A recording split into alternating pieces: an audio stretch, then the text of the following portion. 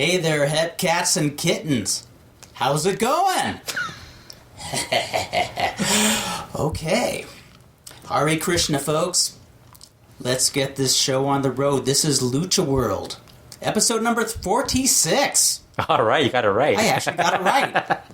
I got the name of the podcast right, too. Yeah, last show we had to do this like 4 or 5 times before you got it right. There's turning points in everybody's lives. And you and I had one recently in East LA. Yeah. Changed your life. It totally changed my life. Totally. We got the jerseys of Volador Jr. They technically are jerseys because they're like made out of soccer or like shirts, like Lycra or something. And I got a really special jersey because he only had one in that color left. Silence, because it's not recording. Our recorder, it's recording, but it's making very strange background noises. I think it's some sort of. Do you hear that? Of course you don't, because only I'm wearing the headphones. What's going on? There. I hope you folks are entertained by all this. Was it? We're not going to edit it out. Was it the headphones? It must be the headphones. You're probably hearing more like stuff from the outside. Feedback of some kind. Yeah. We're going to pretend. And pretend that there's a real static locomotive train just going by Walnut Hills, California. But I obtained a very special jersey because it was the last jersey that Volador Jr. had in that particular color. So, he stripped the jersey right off his chest. And yes, he handed me his sweat-filled jersey, which I have yet to wash. You know what it reminded me of? Remember that commercial with Mean Joe Green? Yes! When he tosses the jersey at that kid? Gave him a Coke. Yeah, that kind of reminded me of that. Absolutely. Yes, you were the kid. What it's like.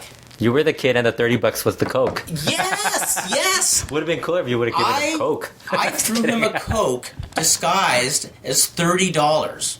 Yeah. Not just any, it was a $30 bill. I thought he was going to give us a discount. But since I had a $30 bill, which almost nobody else has, it was a magic $30 bill. And that way, since I threw it at him, it didn't beat him in the head like a can or a bottle of Coke would. It landed safely. But since it was his jersey, and since this is a very special time in America, obtaining that jersey in East Los Angeles, something very special happens because I possess the magic jersey. That too. I possess the magic jersey worn by Volador Jr. the night he did battle and defeated El Mundo. Yes! Volador Jr. defeated the world. Boorish cap-wearing politician that you are, wash away the jaundiced washcloth that pollutes your sadly ungigged forehead, you Trumpian fool. Place yourself before the casinos you bankrupted. Pray to gain the toupee that blessed Wayne Newton with the humility of the Fosworthian poet, and know that Volador Jr. need only spin round his sweaty jersey thrice, and the great Ozymandian wall that festers in your mind will crumble into a red pile of crunch berries, which shall feed the philosophers' minds. Fill the children's minds with Dakota rings, all while the sickened farm animals chew the weathered leathery asses of the monosyllabic landlubbers who scream as they spit their last inconsequential seed, while squealing the banshee cry of the ignorant barnstormer. See, this is what I learned from meditating on the jersey that Volador Jr. handed me after doing battle with the world, and he won. He may look like Chris Kattan, but damn it, he beat the world! I didn't get to tell him that. I know. And that might have been the end of you. Yeah, well, you might see him, and I'll have you tell him, and I'll wait in the car. Yeah. You'll be the getaway car. Hurry, Kurt, let's go. Get out of East LA while we can. Sadly, he knows how to flip and do all these crazy dives. Exactly. So and if not, Superboy and his entire family will remember what I said, and then they'll all kick up my ass. Probably shouldn't bring this up anymore. Yeah, so we had a good time. It was a really, really good show. It was. We'll talk about this after the other stuff. Yeah, the main news. There's some big news. Oh my God! Some real big news this announced like in the last week. A lot of news going on this last couple of days. It all centers around CMLL and the 82nd anniversary show. Yeah, and this is even bigger because Tinieblas Jr. is actually booking a 3-way feud, like for his upcoming full shows. Yes. And it is CMLL related, right? Unless they get. Actually, they might actually not be allowed to wrestle. One of the participants might not be allowed to wrestle on this show. Because I think some of the shows might have LA Park on them or Dr. Wagner Jr. But there's a Triangle of Death, a 3-way match, a Lucha versus El Guapito versus Que Monito. Que Monito. Death match. Oh my and we've God. all seen Que Monito. He is on fire lately, like just attacking everybody. Oh, did you see his actions in the Peste Negra match last Friday? I was glad when Hechicero kicked him in the head. That was sweet. I was so happy. I was like, get that bully. Now, is it right to call Hechicero and Cavernario and Casas a version of Peste Negra, or is that going too far? Well, none of them are like Mr. Niebla, so. No, but are they an amazing trio? Yeah. You got the 3 most charismatic people in the promotion today. Okay, you don't like Felino? I love Felino, actually. Actually, come to think of it, there's enough love to go around. Negro Casas could have 2 trios, each with a different name. Yeah, it's so funny because when you're watching CMLL lately, like Virus was in that trio. He's in the regular trio with the Canceberos. Yes. With Cancerbero and Raziel, which is a really good trio. And then he teamed up with his En Busca de un Ídolo students. Yes. Which was a really good trio also. So all these guys can have like different groups of trios. Marco Corleone is in 2 trios. Ingobernables and then his Buffet del Amor. You could do an angle where members... Everybody should just have like 2 different trios. Like they could just randomly team up with the groups. Yeah, and at some point have the other members of the trio fight over the captain. Casas technically has a 3rd trio too with Felino's sons. I didn't even think of that. Puma and Tiger. Seriously, and Felino can team up with them too. Where everybody wants to fight over who Casas will be the team captain of. Yeah. Well, the big news, the even bigger news. Okay, as most people know, the main event, the main attraction is Atlantis versus La Sombra, Mask versus Mask. And it looks like it's going to be a 1-match show as far as drawing the crowd. But the other big news is what could have been, because both LA Park and Dr. Wagner Jr. were brought in, and it looks like they were They were brought in, like, I think the week that we did our last podcast. Yes. Because I remember I think we brought it up, just like we were shocked that they were coming back. And that didn't, what did it last, 2 weeks? It did not last very long. And I think we both knew it wasn't going to last a long time, but I did not expect it to just fall apart right away. I thought they were just going to stay till the anniversary. Because these two guys are just not going to last that long. And I thought maybe LA Park might last a little longer. I did too. Just because Dr. Wagner Jr., there's too much involved with him and CMLL where he was there for so long that there's a lot of like... bad blood. There's enough bad blood where you can't talk bad about the guy. Like when you're part of that group for such a long time. Yeah. Whereas LA Park, he's been in and out all the time. It's not something... He wasn't there that long. When he was there, he wasn't like a guy who was there like 10, 15 years like Dr. Wagner Jr. Right. Now, the thing that blows my mind is there was that first appearance by LA Park, Dr. Wagner. Which was a great match, too. A great match. Wild match. The crowd heat was astounding. I mean, the place was on fire for them. Now, I didn't see the following week, but I heard the second show was great, too. Like, just a lot of heat. Place was pretty packed. And then LA Park had to ruin the whole thing when he grabbed the mic. And he said before they cut the mic off on me, I wanna tell everyone to go fuck their mothers. Chingan sus madres. Now, did they fire him right away, or did they find out? Well, the weird thing is because they put the flyer right afterwards. Mm-hmm. Like I guess I don't know if it's the night, during the night or the next morning. Mm-hmm. They posted the flyer for the following Friday show, which was going to be Familia Real, which is LA Park, Super Park, and Volador Jr. That's the name of their family, the Ibarra family name. And that was like as we heard from Volador Jr., that was his dream. Mm-hmm. When that was announced, LA Park thanked CMLL, and I should just find the tweet where you thank CMLL for making a dream come true, and having them team up, and then I think it might have been hours later they announced that LA Park was pulled off the show. I was wondering if the next day that they got complaints that... It might have been Monday, too, because they usually wait till Monday to, announce stuff. I was wondering if they had gotten complaints the next day that a lot of young men who attended the card went and made passes at their own mothers, and mom said, "Who told you to do this?" And he said, "LA Park." It's so funny because everybody immediately blames CMLL, but I'm pretty sure it was the Claro Sports and somebody else. There's always somebody who's going to be... Because you go to lucha shows. Lucha shows, there's so much cursing at lucha shows. That's like... LA Park saying that was... And although they did say that LA Park was warned not to curse. Right. So, I mean, that too. I mean, he had some blame in it. I think we also... talked about this. I think we also wondered, was there other shenanigans that he was doing that we don't know? And there might have been. Apparently, there might have been a little more.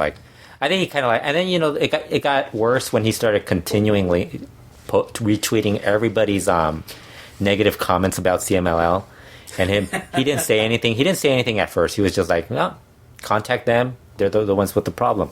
And then he posted that picture of him as a little angel.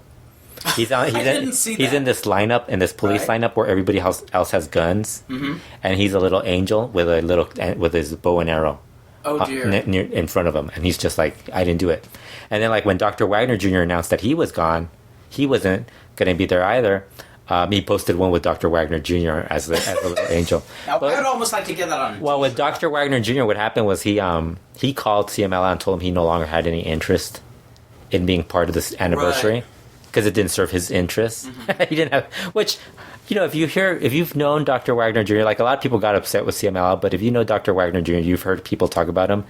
He's a bit of a diva.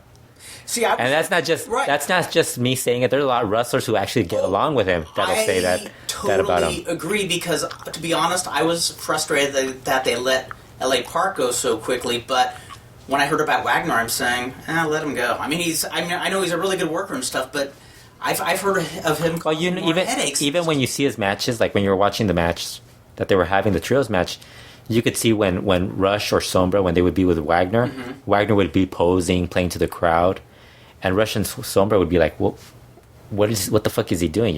Thinking in their what's going on? Why is he over there doing that? And that's not... Which they didn't mind, because, him and LA Park were the guys who were bringing in the bigger crowd. And they're used to it. I mean, you're around these... You view these guys before you are as the stars. Right. So you have a little respect. Well, and even as infrequently as I've, watched current lucha, I've seen Dr. Wagner go on business for himself. Yeah. I mean, that's kind of a... That's his trend. So when I heard about him trying to pull this diva stuff, I figured maybe he was trying to barter, but whether he was or not, I wasn't really too upset when they said, take a hike. Yeah. So Wagner really didn't say anything about it. Mm-hmm. But LA Park kept on going, retweeting, and they started talking about other stuff. He basically said he was upset that it was just because he cursed that they removed him off shows. So this past Monday, CMLL informed all the independent promoters that were booking CMLL talent that if they wanted to keep CMLL talent, they had to remove LA Park and Dr. Wagner Jr. off shows. Or they would remove their talent off their shows. So that's what they've been doing the last week. And I didn't even think until you just mentioned it that Claro Sports might have a hand in it. I mean, if you're bankrolling something, if you have something that's hinging on whether a TV network or whatever. But it's like they're going to edit that out anyways. Once they. I mean, on there they didn't edit it out because it was live, and they could have cut it off too. I mean, why? If he's grabbing the mic and he's saying that, you could have cut it off. Yeah. Because you have an 8-second delay. I think I'm pretty sure everything. Probably. I'm pretty sure that all that stuff has that. Yeah. I don't work in TV or anything, but So LA Park and Dr. Wagner Jr. Are working the Cara Lucha and Lucha Libre Boom shows this week, which also had Rush and some other CMLL guys. While all the CMLL guys are off those shows. And now the line, Damien 666 is replacing Rush on the Wednesday show, which is I think that's the Cara Lucha show, and it's Damien 666. I think it's LA Park and Pagano, which is a big drop off compared to what it was with Rush. And then the following week, it's a trios. I think it's LA Park, Hijo de LA Park, Pagano, this Nicho, and all this this weird trios match. People who are generally indie folks. Yeah, indie folks. So it's like, it's not as exciting. It's not at that. And so you have LA Park saying how come to this show, this is where the real badasses are going to be. And I'm like, dude, I mean, I'm sorry, I don't want to watch Pagano and Nicho Millonario. Yeah, I'm picturing them, and then I picture Rush standing next to him. Yeah. Like, which one of these guys is a badass?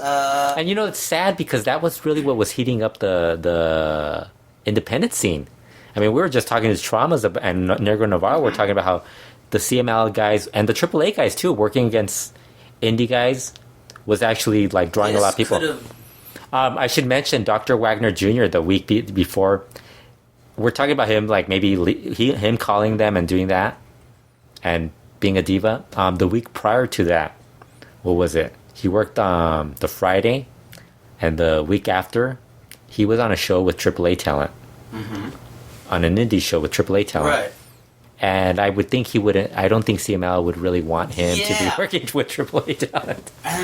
I think that might have caused a little bit more of the friction. I think that's where it kind of got to the point where I think they decided they were gonna like blackball it them. sounds like them. The hunch is right that there might have been a lot of little things that were pissing them off already. Yeah, and yeah. Their school of thought was probably, well, let's hang on to the anniversary show, then we can cut them loose. And Wildlife Park, I think, was more of a, because they even said they would welcome him back. Remember that press release? They said they would welcome him back. And I was like, "Fuck you, you're out." Yeah. You know what upsets me most about CMLL doing this? Mm-hmm.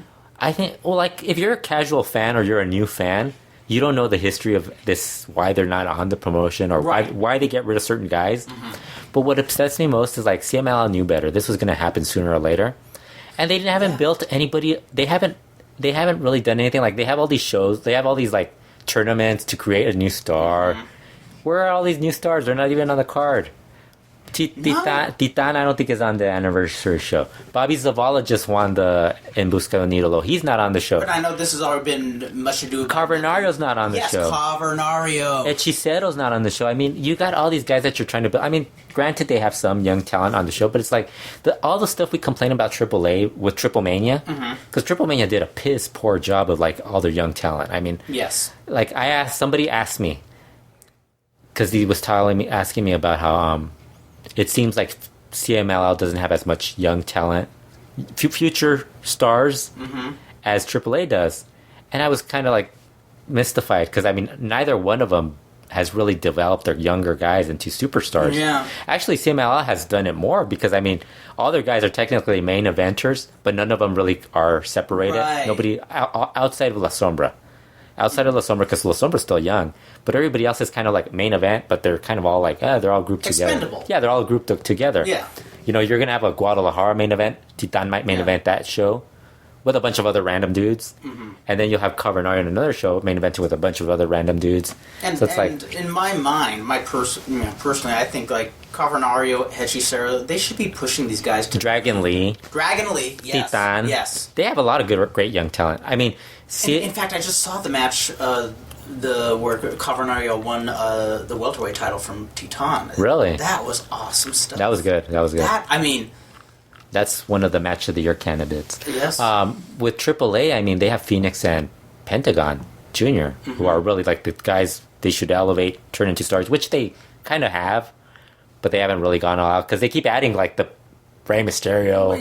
They added a lot of like top heavy guys. Who's been casually watching some AAA, they just seem like members of a 3-man tag team more than somebody like Pentagon Jr., stuff like that. Yeah. Well, you know what it is? They look like stars in Lucha Underground. Mm-hmm. And then I think people kind of confuse that with AAA. Because AAA, I mean, they have a lot of talent. Their undercard, I think they do a better job with their undercard. But also because they're not using the same guys over and over. Like, you won't see, and it's not as often. Like, with CMLL, you're having, like, the same match 4 or 5 times during the week. Right. And you're probably seeing 4 of those shows. You're only missing you're maybe missing 2 of the shows that do that. And it's like, dude, come on, you guys got to like freshen it up, but it's like the same guys. Whereas with AAA, and now they're bringing a lot of like the foreigners. They bring in foreigners too. Whereas CMLL doesn't bring in anybody like different just to make it seem. Well, and that's what was so great about LA Park and Dr. Wagner. They were so different. Yeah, I mean, it was different. It was a different thing. This really had those two shows on fire that they were on. I like how, and you know, I thought it was funny because when they came in, everybody was saying how maybe a lot of new indie talent was going to come in into CML, and now nobody's mentioning that. But I think from what Volador Jr. kind of implied when we were talking to him, I don't think they're like as into like the independent. You have to be a CMLL, trained in CMLL, be in CMLL to really be on their shows. To be a real contender. Yeah, to be on their shows. You have to be family. You have to be there. Like, you can't just be a guy who, like, oh, you're really good, you should be in CMLL. No, you have to actually be there. I try, yeah, I know a lot of people, well, especially wrestlers hate when I do this, but I like to try to see things from the business's side, and I guess if you're going to choose by somebody who might want to barter with different companies or pop in and pop out or have somebody who's a company person, you got to go with a company person. Yeah. I think I would do that. Yeah, because I mean, it's like, it's hard to keep like, and look what happened with Dr. Wagner and LA Park. That's going to end up happening every single time you do that. And and you know, you say that about CML, but it also happens with AAA. AAA always has these issues with Dr. Wagner, LA Park, Hijo de Santo.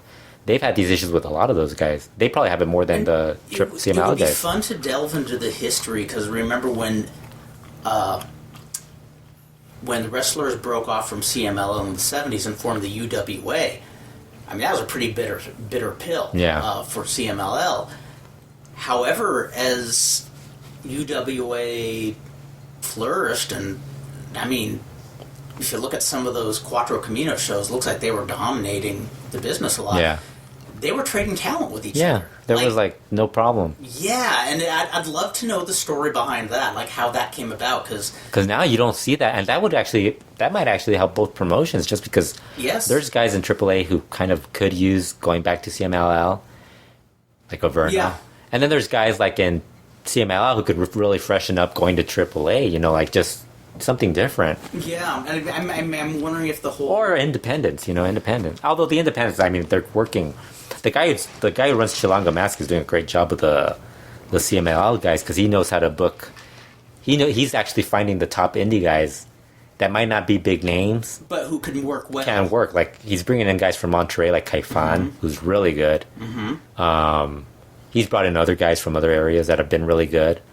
So they mesh well with the other guys in CMLL. Actually, he's able to get them to work better, which is a mystery in itself. Well, but that's I think that's one of the rare talent, you know, the underestimated talents of bookers that people overlook is sometimes. Well, I think the prime example in this day and age is they talk about Paul Heyman, who could take somebody who nobody else can see that this guy's worth anything, but he could figure out. No, if he has these limitations, but if I put him in a program with this guy will know how to make him shine. I mean, but think of the indie promoters we've come across. I don't think that even crosses our mind. Well, it's like when you watch the CML guys on their shows, it's like they basically do stick to the same pattern of match. But then you see them out on other shows, like, holy shit, this guy's like Maya Jr. is so much better. Yes. Not in CML, because when he works indies, because he actually can do, like, he could work as a heel. He's a great heel, by the way. Like, I've never seen Maya Jr. You got to watch the match with Maya Sr. The Chilanga match show. You should just watch the entire Chilanga match show. Like even I know a lot of people when they were telling me that they skipped Pagano versus Trauma 1. I actually enjoyed that match, and I'm not a Lucha Extrema fan, Extreme Lucha fan. I actually enjoyed that match, and it wasn't great, but it's like it wasn't that bad either. So it was good. Well, again, we talked about this in the last podcast. I love it when somebody can take somebody who usually doesn't shine and make that person look good. I think that's an art. And Pagano's very limited, like, but I mean, he was able to like keep the match going and everything. It worked well. We should talk about the anniversary now. Yeah, let's do it. Let's talk about what is going to happen. What's going to happen? Well, the one match that we know is definitely going to happen is the two matches that are definitely going to happen. You're talking about Atlantis, who, from all accounts, is probably one of the most professional people in the business. Versus La Sombra. Yes. Who's actually one of the more hated guys in, by the fans. Yes. It was funny. They were doing CML Informa today, and the guy, Julio Cesar Rivera, asked La Sombra, are you worried that the fans are going to hate you more after Are you worried that the fans are gonna hate you more if you take Atlantis' mask and Sombra looks at him and is like, more? Really? It's like, they already hate me. That sounds like a Cal Rudman question. Yes. I love it. Yeah, then he asked the same question to Atlantis. I was like, no, they're not going to hate me. Why would they hate me? Oh, my God. I mean, I love just the whole concept. I love how even a lot of the really smart fans didn't get it, how Rush and Sombra were technicos, but people just wanted to kick their asses. And, it's so weird. I just love how they played off it. I don't know. Like, people keep constantly asking me if they're going to turn them Rudos. And I'm like, they don't have to. They're already Rudos. Like, they're Rudo. And it's almost a double slap in the face of the fans to say we're technicos and we're spitting on you, essentially. And it's like, you can't explain it. It's like, people don't want you to explain it and all this. There's no explanation. That's just how it is. It works. People just hate them. They just hate them. Let's go with it. It's one of the things in CMLL that has worked better than any angle in years. They've been showing on their shows, they've been talking to like the guys who've lost their mask to these two guys. Mm-hmm. So La Sombra, they've talked to Olympico, how cool. Felino, Volador Jr. And again, Volador Jr. like is still pissed about it. He said the same thing. Felino keeps constantly saying that for him, La Sombra's his idol. Because after he lost the mask to him, he made him into a bigger star. Because he became a main event. He technically became a main eventer because of that. Because of that feud and moving up because of that. And with Atlantis, they brought in Tierra, Viento y Fuego. I remember when that match happened. Who later became Damian El Guerrero. Yeah. They brought in Talisman, who is later Hijo del Gladiador. Who's like a pain in the ass, like old guy, like annoying. Wait, Talisman or Hijo de Gladiador? It's the same guy. Talisman? Yes. It's Bernstein, Arturo Bernstein. He's the same guy. I'm thinking of the Talisman who was married to, what's her face? Talisman is the same guy, dude. Talisman Jr. Oh, seriously, that's what I was thinking of. My God, no, Talisman. And I have no idea. Dude who was married to... I have no idea who Talisman Jr. is. He was married to, like, the most talented, and I can't remember her name. Talisman is the Bernstein. He was, like, the top guy back then. And they brought in Mano Negra also, which was cool because he had the glove and the mask. Yeah. But I don't even remember. That's who he lost. He dropped it to Atlantis? Yeah. In 94, 95, I think. Mm-hmm. Viano, they didn't bring in Viano 3 because he was in AAA, working AAA. And Ultimo Guerrero, but he couldn't make it to the show. But it's like, you're missing Ultimo Guerrero and Viano 3. I was like, those are like the two... no disrespect to Talisman, Mano Negra, and Tierra, Viento y Fuego. But Ultimo Guerrero and Viano 3 are like the two masks that... Well, Viano 3, that was the biggest match in... Oh, Mano Negra is a big deal, too. I mean, I can't take that away from him. But, yeah, they had them on, and they were asking all those guys who they thought would win, and they all kind of, like, the guys who lost to Atlantis were picking Sombra, and then some fan asked the three, why are you guys so bitter that you lost your mask to Atlantis? Why can't you guys just go for him because he's the better guy? Because they kept saying like, oh, when they beat us, he was just a young punk, and like he wasn't, and Tierra Viento Fuego was like, he's never been any good. Like, even now, he's not good. Like, he's just being a dick about it. Funny. But what I didn't realize was Atlantis and La Sombra were probably watching in the crowd, in the audience, because they came in afterwards to do the show. And they had, they stopped asking them the question, and then Tierra Viento and Fuego is like, I don't care that guy said I was bitter. I am bitter. I'm pissed that he took my mask, and I hope Sombra takes his mask. That's great. And he was just still playing it off like, that's awesome. He's like, and I'll bet my horse on it that Sombra's going to win the mask. Wasn't that like late 80s, early 90s? Because they're still kayfabing. I love it. Whereas Volador Jr. and Felino and Olympico were like a little more. Olympico was funny because he's like, I hope it ends in a draw and they both have to unmask. I like that better. He's like, he didn't care who won or anything. But it's funny, if everybody is too diplomatic and there's no kayfabe, but there's almost no tension in the mask. Like, everybody says, I wish both wrestlers best. Yeah. That kind of doesn't add any fire to... Now, the Tierra Viento Fuego, if I remember right, wasn't that like a... That was like 89. Yeah, it was a tag match. It was a tag match where Satanico and Atlantis versus Tierra Viento y Fuego, and I think one of the other Infernales might have been the other because it was Might have been when I Massacre, first wasn't started it? watching Lucha on Galavision, and I remember just kind of being jazzed that I was going to see somebody get... They both passed away, right? Massacre and MS1, right? Yes, they both passed. Within a year? Because he got very tearful about it. He got very tearful about it. Like, he got very, like, and he's, like, my former teammate. And he got very, like... Wow. Yeah, so, yeah, that's a pretty big match. I mean, a lot of people, like, are saying, oh, we're not going to order the IP. You could order it on online for the iPay-per-view. People haven't figured it out. And I've ordered mine. You did? I've actually ordered mine. How was the process? You should probably tell us Easy. about it. Like not a glitch at PayPal? all. Yep. Oh, they accept PayPal? PayPal, Oh, yes. awesome. I am ordering it. That was my only concern, PayPal. Yeah. I don't like using... Because what I hate is that... Because I think they read in Spanish, right? A part of it's in Spanish or something. Well, no, actually, almost all of it's in English. But there's so I think I read the part where from CMLL where they're pointing you to it, Yes. and they talk. And the problem with a lot of people in Mexico is they still think with bank account. They still come up with a bank. It's like, I ain't gonna write my bank account information. PayPal seems like it's almost like they picture PayPal as this evil tool of the Illuminati. Who are they charging? Kling? Is it just Kling that they're charging it to? I don't remember. Oh, you didn't check. It was a single name, but I can't remember. If it Kling, was probably. Or then there's Colonel Klang. Because I don't know if it's CMLL. General Klang. It wasn't CMLL, right? No, but General Klang was that. I'm saying it's the company that's... Yeah, but General Klang was the octopus on the Felix the Cat cartoons. Yeah. Who worked with the Master Cylinder, but that wasn't him. See, that's the only thing I was like wondering about what they were going to accept as payment. Was it $10 exactly? It was $10 exactly. Yeah. There was no extra charges, and I was so prepared to write you and say no PayPal, no, and. You should have told me it accepts PayPal. Actually, you already knew I wasn't going to order it right away. Yeah. Of course, I bookmarked the site right because I know I'd forget where it is. Let me ask you, like, let's just say it works. Yeah. We're not going with the if it doesn't work, because it might not work. Mm-hmm. If it doesn't work, it sucks. But that's kind of like the expectation for all iPay-per-views. Yes. If it works, we're going with it. It works. Mm-hmm. For $10, knowing LA Park and Dr. Wagner Jr. are not on the show, it's just... And you've gone through the whole thing. You went through the whole thing with Dr. Wagner and LA Park being removed. Sombra Atlantis for $10.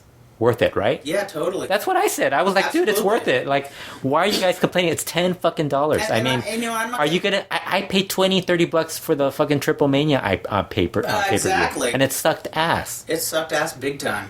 I paid for that one show that didn't work. They gave me a refund.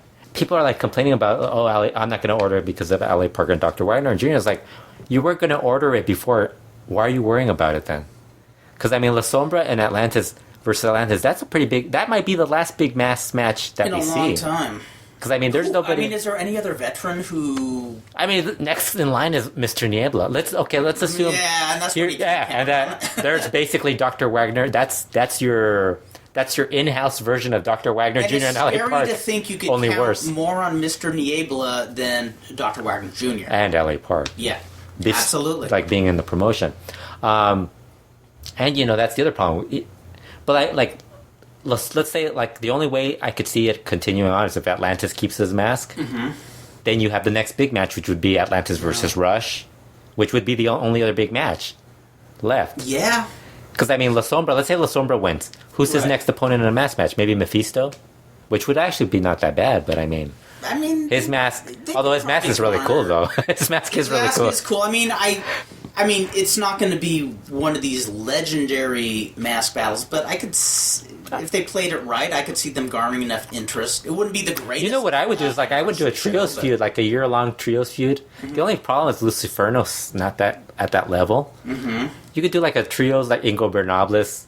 Or some other trio versus I'm just using Hijos del Infiernos because they all have mask, and that could be like a triple mask versus triple like the hair and mask. Yeah, I was gonna say if you could, wouldn't be bad. And if you could push, they're not very creative. That's the other problem. They're not very creative at that stuff. It's always that one mask man, and they have title belts they don't really use.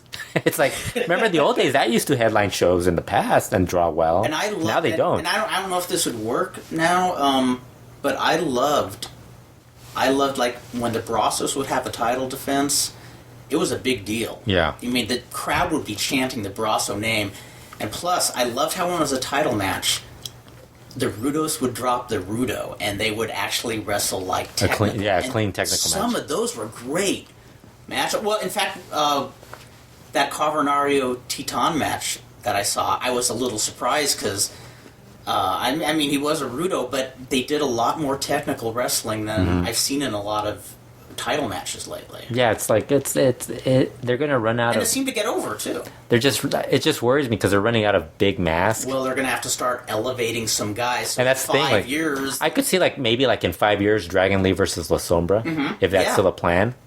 Because I mean, that would be huge. Mystico, that's the guy that they kind of want to build up. But I mean, the guy's always hurt. The guy's always, and he's not that good either. I mean, they're hiding him in trios matches basically right now. And I felt bad for him for day one because how do you live up to that when you're that green? I mean, it's not like he sucks, but you could tell he's gotten worse because of the injuries, but he's not awful. Well, the motorcycle wreck wasn't that that was a pretty serious break, wasn't it? I mean, you just don't come back from that. Yeah, and you don't really you're never going to be able to be 100% because you're always thinking of that injury, and then the shoulder injury is constant. That's I think that's just something that he had a trios match where he actually had to leave the match for a couple of minutes just to get it pulled back in. Pulled back. That always freaks me out. I know it's done all the time, but it always freaks me out when they pull the shoulder back in. I just wonder about that because for $10 Atlantis versus La Sombra, I figured that was worth it. And my feeling is. The rest of the cards are kind of I'm not getting my hopes too much because pay-per-view, I know there's glitches, it's still kind of a new thing, so, I kind of have something alternative planned to do in the next room or something, if it doesn't... You'll just leave it on, and if you hear the noise, you'll just run back to the room and it's on! Atlantis, he's wrestling! 1, 2...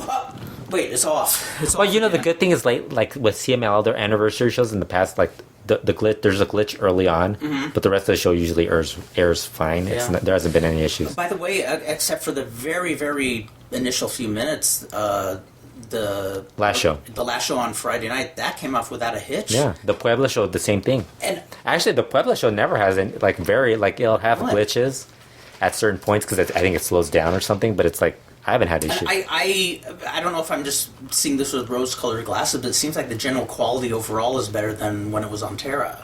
Yeah. Doesn't it? Yeah.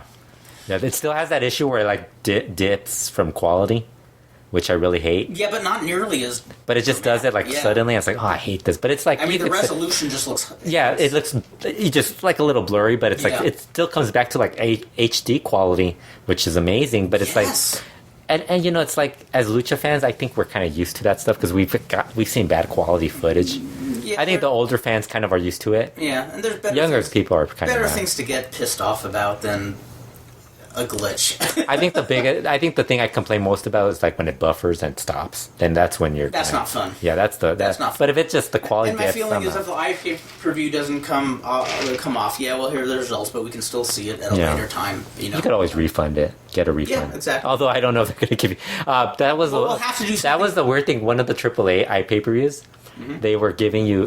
They did the one that didn't work. They gave a refund, but then there was another one where they wrote. The company wrote, if you get 15% of the show, you don't get a refund. And I'm like, dude, 15% of the show? What the fuck? That's weird. That's what? You may get the Villanos versus Psycho Circus, and then the rest of it, you miss all the entire show. They should have given people an extra $30 in addition to the refund for that match, to be honest. But I mean, at least that show they switched over. I think from that point, I think people must have seen that and they kind of noticed. I think AAA might have noticed it, so they switched providers afterwards. But it's still they still have issues. Yeah, the Friday show. I mean, don't want to go over it match by match, but I gotta say, well, we're still doing the anniversary show, We're still doing the anniversary. I know we are, but I just want to briefly mention that last Friday show. That was one of the most fun nights I had watching an entire wrestling and it didn't have Dr. Wagner Jr. and Alley Park. The last two matches were kind of bad though, but they weren't bad. They're just okay. They were mainly the purpose of selling. The first four matches were great. Those were great matches, and I loved it. There weren't a jillion near falls. It was very straight, clean pins. When Blue Panther submitted a virus, Did you end up watching that? Yes. Because I wasn't sure if you watched it. I watched the whole show. Oh, okay. I loved the whole show. That was just a great show. That match was great. The Blue Panther virus match. Wasn't that good? That was great. That was really good. And Mark Cole and I have very publicly stated we're the total nerd marks for the trio of Negro Casas, Barbaro Cavernario, and Rey Hechicero. Three of the most... This is lightning in a bottle, triple strength. The most charismatic guys in the promotion. The only way you could get better is if somehow Russian Sombra got into that.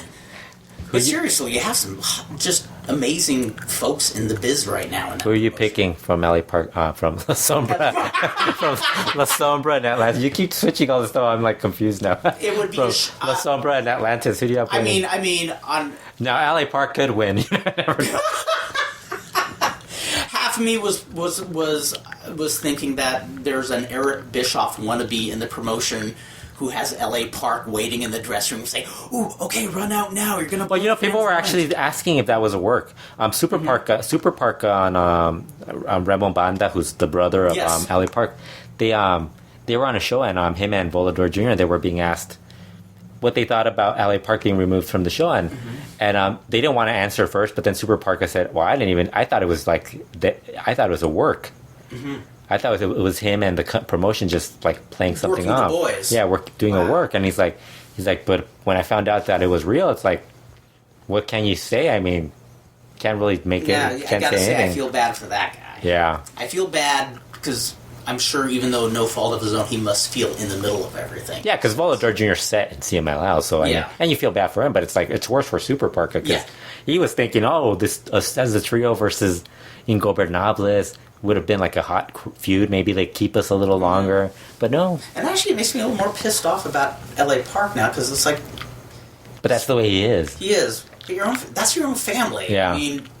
You would think he would have like apologized or something like, you know what? I won't say anything. At Twitter, I've been more present on Twitter lately. Yeah. I'm really scared because Twitter just brings out the stupid in people. Yeah. It's like they have. I've been reading your account. That's I've noticed. Not just kidding. So, well, now you see how I bring out the stupid in me. It's just some of the people don't think, and they think somehow it's going to dissipate into thin air when everything. People can find anything you've ever said on Twitter. And you know what's worse? They can find like stuff you said maybe like 3 or 4 years ago. Yes, it's like, who the fuck is wasting their time looking for this stuff that you said 3 or 4 years ago? Super sleuths in there somewhere who, I don't look forward to people revealing stuff I said 5 years ago on Twitter. Yeah, that's why every time I punch a button and put something on Twitter, I get worried. Wait a minute, am I going to be typing something I'm going to regret, even though I don't think I'm regretting it right now? Because I mean, and we've known this even from local indie wrestlers who have put stuff on Twitter that cost them their jobs because they just... And that was Facebook. That was Facebook? I thought it was Twitter. Twitter, no. Who, you talking about the girl? Yeah. That was Facebook. Nikki. That was Facebook. Oh, I thought it was Twitter. Okay. Yeah, that was Facebook. I stand corrected. Because she closed her... Remember she turned it into a private account. Or something, like she only kept certain friends. Then she had to open another, like she opened a fan page or something. Yeah, but no, it just seems like so many people, and I'm scared that it's more of like a disease of some kind that I'm gonna type into Twitter like, hey, I'm working for an indie promotion. I hope they go fuck their mothers tomorrow. I really hope they do. I want to fuck. That's why I write so many. That's why I recap CML and Forma so it can hide all the other stuff. People are too busy reading about Mano Negra's thoughts on who his favorite opponent was. Actually, the one that I enjoyed was El Halcon. Halcon was talking about, and they asked him who his favorite opponent was, and it was Harley Race. Really? That was his favorite opponent. He said that was his toughest opponent and his favorite opponent. Oh my gosh! It's like Harley Race, and then the guy's like, "Wow." Well, the other guy's like, "I'd love to know more." The other guy being an expert. Oh, Harley Race, isn't he British? And, what? And Halcon's like, no, he's American. He's a dumbass. I'm like, dude, you're fucking. But like I said, there's a lot of people who are experts of just one particular. Right. Well, it's like style. I wish Gordon Soley were still alive so he could do a talk show with this announcer where the guy says, "Oh, we're gonna go to Britain where Harley Race is wrestling Don Caris." And the White Panther, remember, or Tatsumi Fujinami, remember the Pro Wrestling, was it Pro Wrestling Illustrated, the show that Gordon Soley hosted? Pro Wrestling This Week. This week. And every Japanese wrestler in black trunks was Tatsumi Fujinami. And Shiro Koshinaka was Tatsumi Fujinami, I remember that. It's like, dude, how the fuck is that? They look nothing alike. The guy has a beard and a mustache. Oh my God. Like, actually, he didn't have a beard back then. He was, he just had the white pants. That's right. And I remember I watched that. Tatsumi Fujinami never uses his ass in offense. Remember he would do the butt bump or whatever that spot was called? You know, and I remember when I would bring that up, people get really defensive about Soley, saying, well, he doesn't have any translation or anything. How the fuck do you need translators for it? You're selling yourself as an educated guy, an educated sports analyst would find somebody who could translate this. Yeah. I mean, you don't just... But now that we've been around the business, we kind of know that's not true. Because there's a lot of people who are announcers and who like consider themselves experts who don't know shit. It's like no, it's true. It's true. Like it's just the more they try to make themselves they try to make themselves sound more like smarter than you, and that's the one thing I always hate. Like one of the reasons I don't talk to a lot of people at wrestling shows. Mm-hmm. Like if I talk to you, you're like in. Yeah. But it's like I just can't because they always try to like act like they know more than I do or something, and it's like. I don't think so. I don't think so. You know, like I'm actually thankful for when I make a stupid observation or mistake one wrestler for another because it keeps me humble. Yeah, because I mean, there's always going to be somebody you have to respect the person that's going to know more than you. Like that, you don't go to an indie show and act like you know more than Superboy about local wrestling because Superboy is going to know everything about local wrestling. Exactly. Now, if Superboy and I are together and we're talking about Mexico and CMLL, maybe 2 years ago I would have known more than he does, and I probably do because. He doesn't watch it as much. Because, I mean, he didn't know Guru Maya Jr., who Guru Maya Jr. was. Yes. And he would tell you that. Yeah. But, like, if it's local, he would know more. If it's something outside of the realm of his world, he would actually, he grew up on the TV so it's scene, like, and that's what he knows. So it's like, or like even stuff from the past, he would probably know more than I would. Yeah. Because I mean, how would I remember all that stuff? You would know more about the past, too. Like, so who are you picking, Atlantis or La Sombra? Sombra. I mean, Sombra? I'm starting to get worried. I do think they... Rob Bihari he's the only one that went out on the limb and picked Atlantis to win. Well, I don't... And I'm starting to think... I don't think it's out of the realm of the possibility. I mean, I really look back at the Blue Panther Viano match. But I know Rob Bihari, if he's listening, he's not going to say I told you so or anything to anyone. He's not... Because he's Canadian. Canadians, the first thing you know about Canadians, they're all good. They don't like to show off, brag or anything. Right. And I know Rob's not going to do that. Absolutely not. He hears the show, he's like, "What? No, I can't do this now." Well, here's the thing. My one shining moment, guys. Come on. I remember the surprise of Blue Panther losing his mask, and I thought that was so smart of them, especially since CMLL didn't do anything that kind of raised your eyebrows in a while, and. But people got pissed about that too. But I mean, I thought it was great because now whenever there's a match where it looks like it's a no-brainer who's going to drop their mask, you're thinking, well, because that's something that is as many goofy things as the Michael Bell promotion. My phone's buzzing at me. Okay. There's a laundry list of dumb things that the Michael Bell promotion did, but. They also did some really clever things where you could see a formula when the jobbers just didn't get squashed on TV. They would have their comebacks before getting beaten. There's a pattern to it. It didn't take long for somebody to smarten up. However, every now and then, the jobber would come out on top, even above a name opponent, and it would be a big shocker. They wouldn't do it every week. Maybe like every fourth month, maybe. And I thought that was so smart because... I even remember the second live match I ever went to, Gordon and Goliath were wrestling Tony Rocco and La Pantera Negra. And they were both people, they weren't jobbers, but they were kind of mid-carders. And when they were making the big comeback on Gordon and Goliath, my friends and I were getting excited, and we kind of knew, they're going to get their butts kicked. But we knew sometimes the promotion would put over the underlings just to keep people thinking. Yeah. And...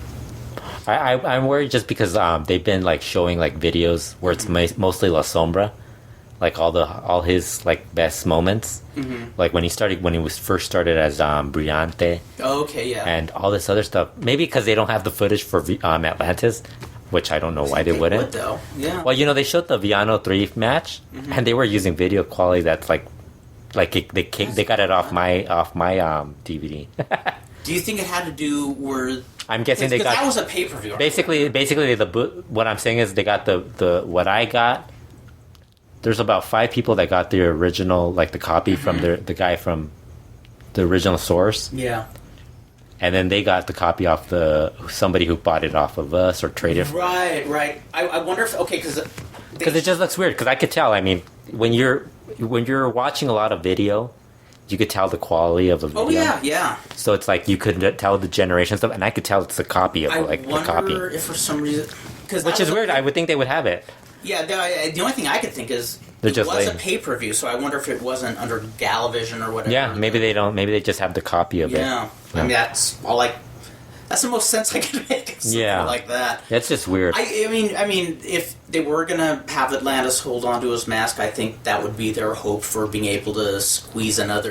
That's the only way. Yeah. That's the only thing I would think because that's Sombra. I would think they wouldn't want to have him lose. They don't want to have it be.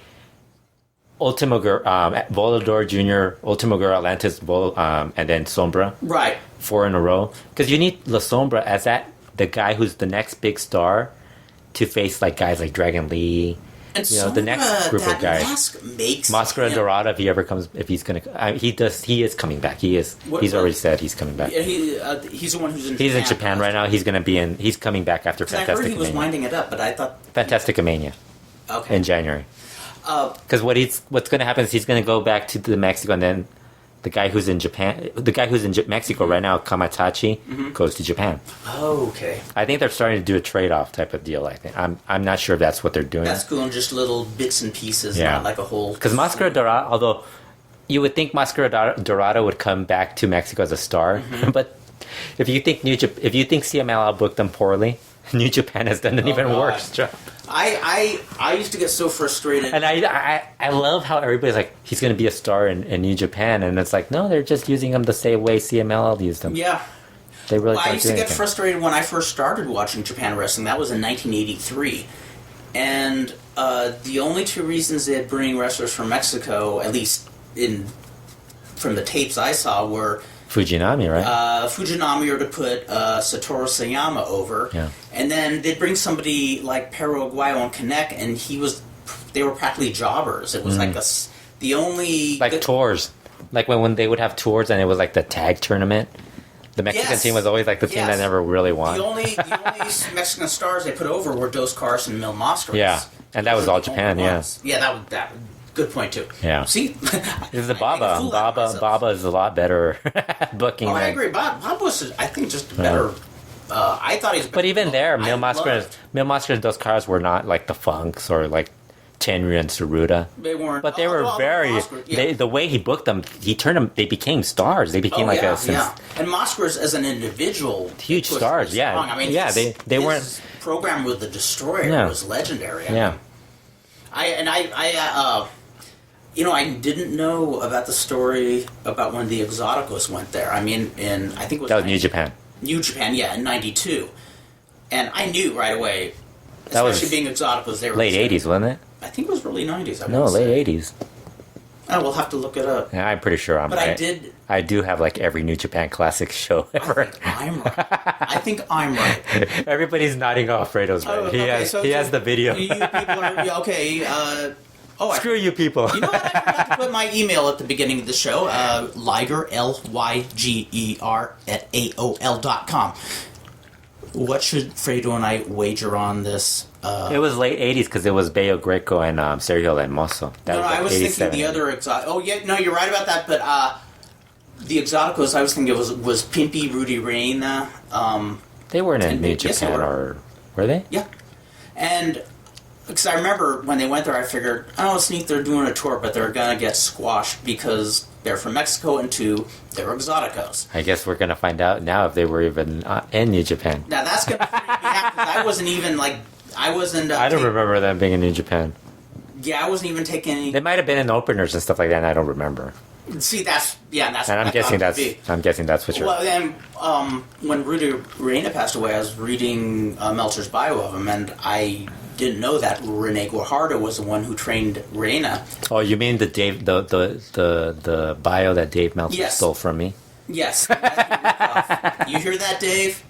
We got to get a feud with the two of you. I think we could have some fun with that.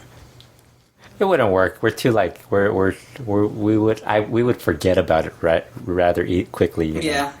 Well, we got to get you guys on drugs or something. We got to get you guys taking hallucinatory stuff, you know. But he did steal that. I mean, I'm not even like making that up. Yeah. like when I was reading, I'm like, dude, why not just ask me like for it or something?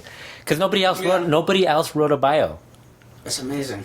And that's what I was like, nobody wrote about Rudy Reina, and I found that interview, and I just I have to plead ignorance here because I didn't know that you supplied it, but I didn't supply it. No, but somebody like cleaned it off me and sent it to Meltzer. Well, and that person probably tried to take credit for it too. Oh no. Well, because I noticed he doesn't give thanks to people in the newsletter as often. He still does sometimes. After the results, he used to thank everybody who sent stuff in, but I noticed he doesn't do that. I wonder if there has been some shit storms of people. Because he did that he does that like once every like 3 months. He used to do it every week. Yeah, remember? Yeah. Maybe he got tired of remembering everybody's name. He's like, fuck these guys. Well, with all the work he does, his mind must be exhausted. Yeah. I like how we're just randomly talking about all this other stuff, and it's like not even the anniversary anymore. I know, but that's because we're stream of consciousness, and the stuff we think of is a lot more fascinating. This is going to end up being one of these shows where we regret calling out people. Think about. There's a lot of podcasts there. You know how we said how much we liked last Friday's show. Yeah. How many podcasts would go over every single match, move for move? You know. I mean, that's why I think the stream of consciousness we do is a lot more interesting. Who would want to do that? I mean, I can't remember. Many people would. Oh, my God. But is this going to come back to Atlantis and La Sombra? Absolutely. It's going to come full circle. 6 degrees of separation. Somehow you went to Exoticos. Yeah. Me being upset at Dave Meltzer for stealing my Rudy Reina. We have to re-listen to this and somehow... There's a good short story. No, there's a good novel here. People are gonna like send me emails and Twitter messages telling me that's not true and stuff like that. I'm like, dude, I know what I write. I know what I'm doing. Exactly. Well, I think like I said, I didn't know about Guajardo training him. Yeah. Guajardo pretty much saying you're gay, they're going to want to kick your ass. So Guajardo taught him how to kick ass. I already dug Rene Guajardo, but now he gets mega points in my book. That guy's cool. And 2, I didn't know that when the Exoticos went to Japan, that was it Kanemoto? I can't remember. I remember what you're talking smart. about.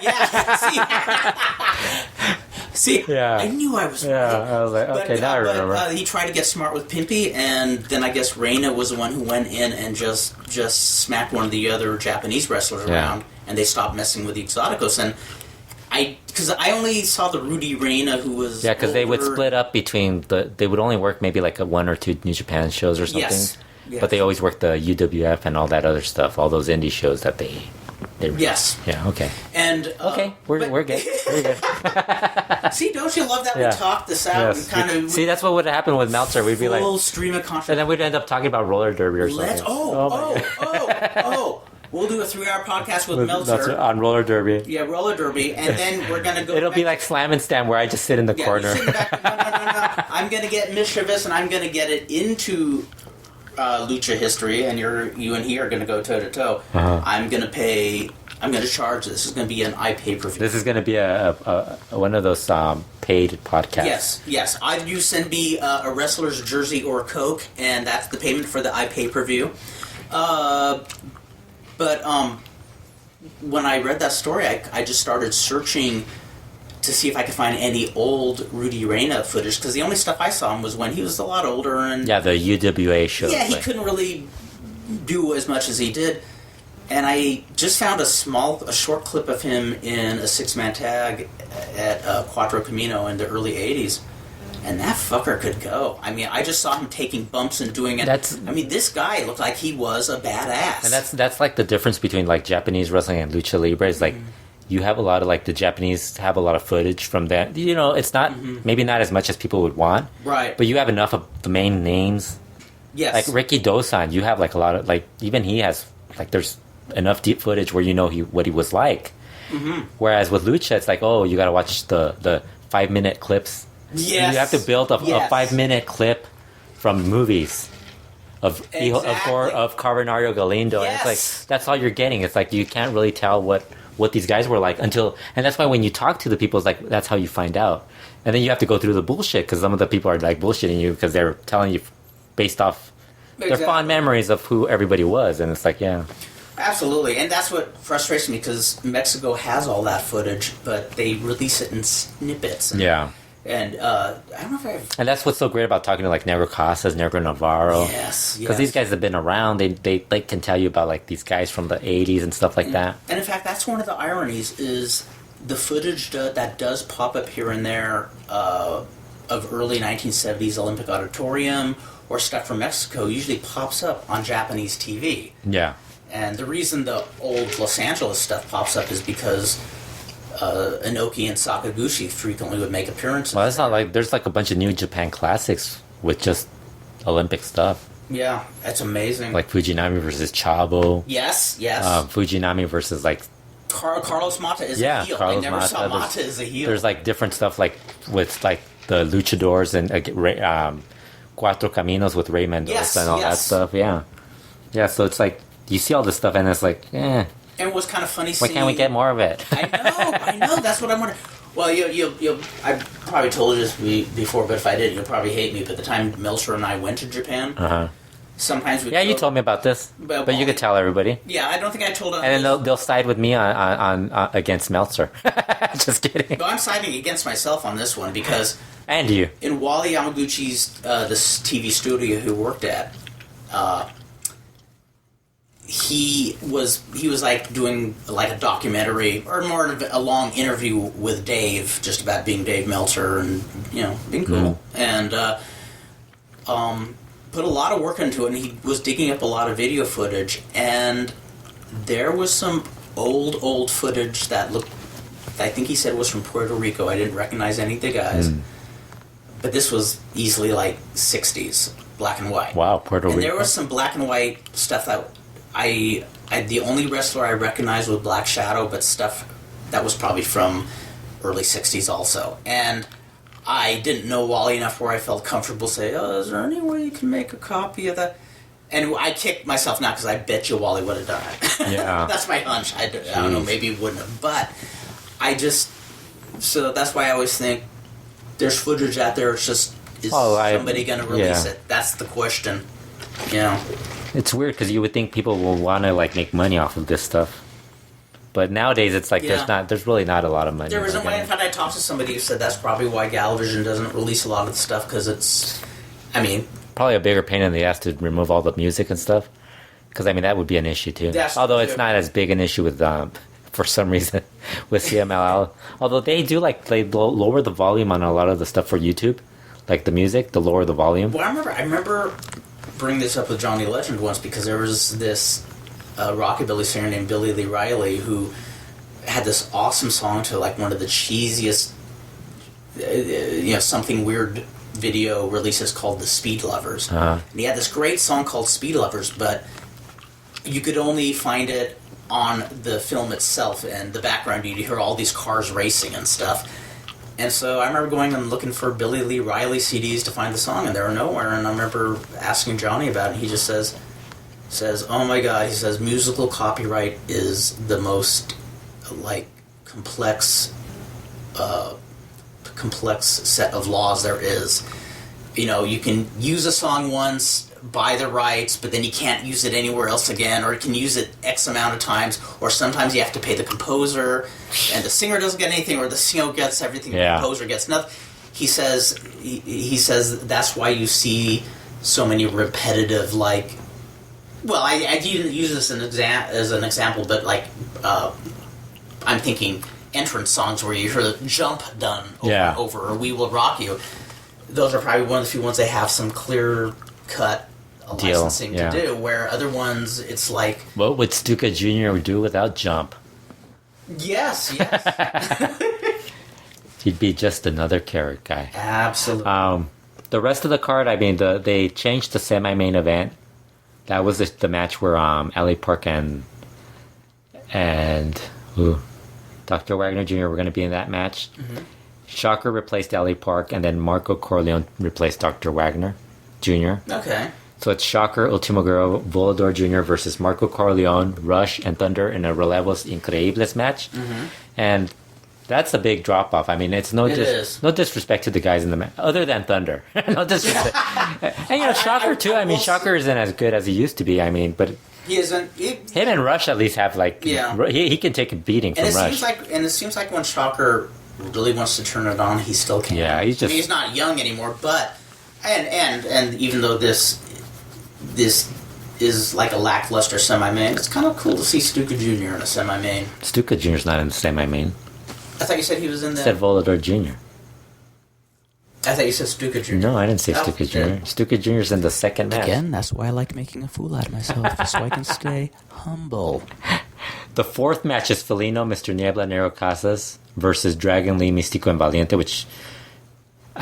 It's funny because in the second match they have the Revolucionarios, mm-hmm. Which is Rey Escorpion's trio, mm-hmm. and everybody thinks they should actually been the ones against the Místico group because mm-hmm. they actually can catch and do a little more. Oh, okay. Whereas Mr. Niebla's, you don't know if he's going to be able to like. Oh, those poor guys. And Felino's not much of a. I'm doing the most bitchin' tope ever. So wait. Well, people just passed out. Crash. And Casas is also not a guy who's like really like. I mean, he'll catch a tope and stuff, but he's not really the type of guy who's going to do that match. I mean, it could be good, it could be bad. I mean, I don't know. Yeah, I think it'll be good just because it's Casas and those other three. The three technicals can do a lot. But I do dig the original Pesta Negra. I would dump one of those guys for Carbonario, though. I would too. I really wish he's on the show. And you almost have to wonder, okay, Niebla, why? You never know when he will or will not make it. And it's an honor to be in the anniversary. Why is Mr. Niebla on that? Has he done anything this year to really deserve it? I actually think that what they're doing is like they're probably going to pay him to like because he needs money, and that's why they have him on there. It just baffles me because the whole thing with his behavior on the Japan tour alone. I mean, what? That alone was enough for like, and then they kicked him out like afterwards. Like for 3 months he was gone. Yeah. They brought him back, then they kicked him out again. Came back again. I think they might have kicked them out again. Yeah, well, somewhere in there they kicked them out again. But I mean, what if the promotion? What if New Japan had blamed CML for that? What business? I mean, what business would do that?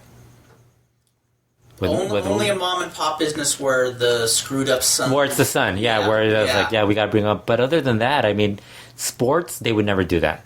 They would any sport, any team. We've had this stuff like in sports, like where guys like have the 3 strikes and they're out. Like some of them don't even get 3 strikes. Some of them they do one stupid thing and they're like, we gotta get rid of them. Yeah. And you know what's worse? Like, well, look at in baseball, Josh Hamilton with the Angels. No, I don't know that story. What's he's had a history with a drug problem. Mm-hmm. He's been clean and sober for several years. He fell off the wagon. Mm-hmm. I think it was like early this year. The Angels kind of got tired of it. They let him go. Mm-hmm. They're paying him basically the remainder of his contract, which is like a lot of money. Like we're not talking like a couple of dollars. This is like millions and millions of dollars. Wow. And he ended up signing with the Texas Rangers. Oh. And I haven't kept up with him because I think he's been injured off and on. Right. But he actually, when he went there, he was playing well. But I mean, look at that. The Angels got rid of him. Yeah, guys, like you go through a problem. If the owner's upset enough, they get rid of you. Yeah. CML constantly brings back Mr. Niebla. Yeah, I honestly, if I had a guy who could only draw half a house, but was reliable. And the other thing was Josh Hamilton also, like, he slipped. He wasn't as good at like the last couple of years. Right. So it wasn't worth the thanks. And there's Mr. Niebla. Yeah. He hasn't been very good either. He's always drunk. Yes. He's had matches on shows that aired on television. I don't know how. I never saw that Puebla one, but I heard that was like the Puebla one, he had one in Arena, Mexico, which was embarrassing, where he just like laid. I mean, there were just like moments where Mr. Nero Casas and Felino kept trying to make sure he wouldn't get in the ring. Oh my god. I mean, it's just, like... I still think that somewhere he has this closet full of photos of every person in the administration of CMLL in compromising positions with. I could see him being a smooth talker and people kind of feeling bad for him. Yeah. Because the way he talked to us, I mean, guy was really easy to deal with, like easy to talk to. Oh, he's a very nice guy. Way nicer than I expected. I could see how he could work the charm. Yeah, so it's like that. I could see that happening, but it's like to be on this show, I would have at this level. Yeah, I would have had Carbonaro. The third match is Dark Angel versus Princesa Suhei. The Dark Angel's farewell match, which I'm sure is going to be very like a lot of tears, lots of crying, very emotional. Are you going to cry?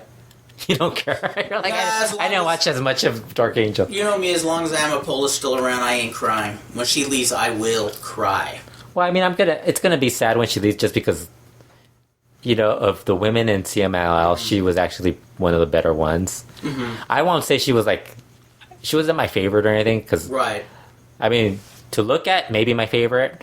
Like, yeah, she had that physically. She was stunning like, fitness model. Physique. Yeah, but I mean, but as far as wrestling, because wrestling, I mean, you got Amapola, Marcella, and Zuxis, who are like I find far better workers than her. I agree. But I mean, she's better than the rest of them. Like, so if you're picking a top four, you're losing one of your top four. That's actually a pretty big deal. And you know, there's a lot of people who are wondering what's going to happen with CML's women's division, right? Because really, it was Dark Angel that kind of like made that division early on. Her and the work rate of Marcella, Amapola, Princesa Suhei, and those women are getting older. Well, yeah, and that's also... And you're not really seeing any new blood coming in. It's not always the finest worker who, for some reason, sparks the audience's imagination. I mean... She's good looking, so... Yeah. But you don't really have anybody replacing them. Like, there's nobody, like... Although I heard Mano Negra's daughter is training to be a wrestler in Arena Mexico. And Tierra, Viento y Fuego's grandson is training to be a wrestler also. Oh, interesting. So there's two new, like there's at least one woman maybe coming in at some point. From good stock. From Mano Negra. Wrestling stock. But I mean, come on, all these Sangre Chicana's daughters are, and you wouldn't even think she was Sangre Chicana. I mean, she's got a nice figure and everything, but it's like you're thinking Sangre Chicana, you're thinking she's going to be a great worker. You're thinking badass, and she's like, she's not that great. Well, I remember, I don't know if you remember... Scotty is Marcella's daughter, and she's not very good in the ring. But I think she might improve. I mean, how old was Marcella when she finally made her name in CMLL? Like 30, probably? So maybe it takes longer for the women. Well, I remember... Or they should bring in Jaguar Yokota that would be sweet. One of the Japanese women to try. Well, in fact, I remember years ago, because... do you remember that local boy here? Nagayo, crazy boy? Not the crazy boy in Mexico, but there's... you told me about a local guy. I mean, he wrestled in Mexico early 90s, and he was on a lot of shows that, Lady Apache was on, and... was it Esther Moreno? I'm blanking, but he is saying the big difference is there's still... Even in Mexico, there's a lot of places, he said... who teaches the women to work with other women, where he said the ones like Lady Apache, Esther Moreno, they got them in there with men and didn't soft shoe anything. They made them work like men, learning how to catch each other, and it's I think you could almost tell sometimes which got the patty cake. Yeah, because I mean, you could tell the difference between like Zuxis and the other women. Yeah, like, she's like light years better than everybody else. She's basically the future of the division if it continues. Because I mean, they're really not like adding anybody. Yeah, they didn't add anybody. Do you actually picture them getting rid of it, or just kind of putting it in the background? Nah, it'll probably be the same. Like there's so many shows now. Mm-hmm. They have so many CML shows that even if they put it in the background, there's still going to be matches with women. Yeah, because they're always going to have that. Sorry, I remember when I started going to Lucha regularly. I remember there were several. There's one Reina Gallegos who was just a really solid worker. Was another one I really liked. I remember seeing Lola Gonzalez work with Rhonda Singh in Tijuana. And it was really cool because it was listed as a handicap match, and some local older woman wrestler named Lady Rivera went in there, and it was great for just a little one-night program. Rhonda Singh just destroys this woman, and this woman was good. It looked like, oh my god, she flattened her, like. And then Lola Gonzalez goes in there, and it was almost like one of those big man, little man matches, like Stan Hansen beating up Terry Funk for 3/4 of the match, and Lola Gonzalez, coming close to coming back, but eventually getting like flattened by Monster Ripper. And I just thought that was the first time I ever saw Lola Gonzalez in a match where, you're working something, where it's not just the moves, good guy, bad guy, but you have this just monster just like out to flatten you. And I thought, damn, some of these traditional women are really good. Like, yeah. And the only time I saw Irma Gonzalez was when she wrestled Lola Gonzalez at the Olympic. And it was funny because it was the only time I ever saw Lola Gonzalez as a heel. And she was such a great heel. So what are you going to miss most about Dark Angel and not in Mexico? You're like, I'm not. Yeah, her workout videos? Remember all the stuff I just said about, like, Lola Gonzalez, Reina Gallegos, and that's what I'm going to miss is because when I think of Dark Angel, I kind of think, yeah, she was cute, she's nice to look at, but how about all the other woman wrestlers I've seen throughout the years? She's a catalyst. She jumpstarts my mind to think about all the great Serenita. Well, it's like women's wrestling and lucha. It's like, it just, like, she leaves, it doesn't really, like... Yeah. If it was like Sombra leaving or somebody like that, like when Mystical left, I thought that was like a big deal. But like Dark Angel, it's like she's in her mid-30s. I mean, most women at their mid-30s aren't really wrestling at that point. Let's put it this way, it's not a big deal for me, but I can see why it would be a big deal. Well, she's been there for 10 years, yeah. And somebody from foreign soil hanging out for 10 years. Yeah, that's pretty cool. If Vampiro was going to leave and say, I can't go back to Mexico for some reason, I'd probably celebrate. I'd probably throw a party. You'd probably see confetti flying all over the place, throwing dollars and stuff. The second match... I love it. Second match is Guerrero Maya Jr. and Stuka Jr. along with the CMLL World Heavyweight Champion, Maximo. Yes. In the second match versus Dragon Rojo Jr., Pulver, and Rey Escorpion. That actually should be a good match. I like it. But it's weird because Maximo's working. Why can't they move Maximo up into like the fifth match? As hard as he's been working, he deserves it. No, and he's a world champion. It's like, he is. Why would he be working? He's the most... He's the strangest choice for world champion, but no, it doesn't bug me. Am I remembering correctly? He's been good, like, the last couple years. Like, it seems like he just got this new set of running shoes and is just working his butt off. I always thought he was cool, but he seems to especially work really hard the last few years. Yeah, Guerrero Maya Jr. is really good. Stuka Jr., this is just... I would rather have somebody else besides Stuka Jr., but, third guy in the match, not worried. I dig him, but I will be the first to admit he doesn't... I'm disappointed ever since the Pico Rivera show where he did nothing. But again, that was half the wrestlers on the show. And that kind of changed my view on him because he hasn't really been that good ever since then. Because he got chubbier afterwards and stuff like that. The opening match is Esfinge, Fuego, the Panther versus Disturbio, Puma, and Virus. That should actually be a good opener. Cool. That'll probably have us complain. If it doesn't work, we'll probably be complaining about it not working. I agree. Because, that should be good. It's just a random group of wrestlers in that match, though. Like, why would they put all these guys? Opening match. Yeah.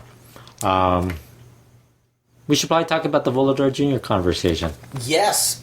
First off, what a cool guy. Really nice guy. And not just to us, to all the indie boys, too. Yeah. Was hanging out, chatting with him. Watched Superboy's son...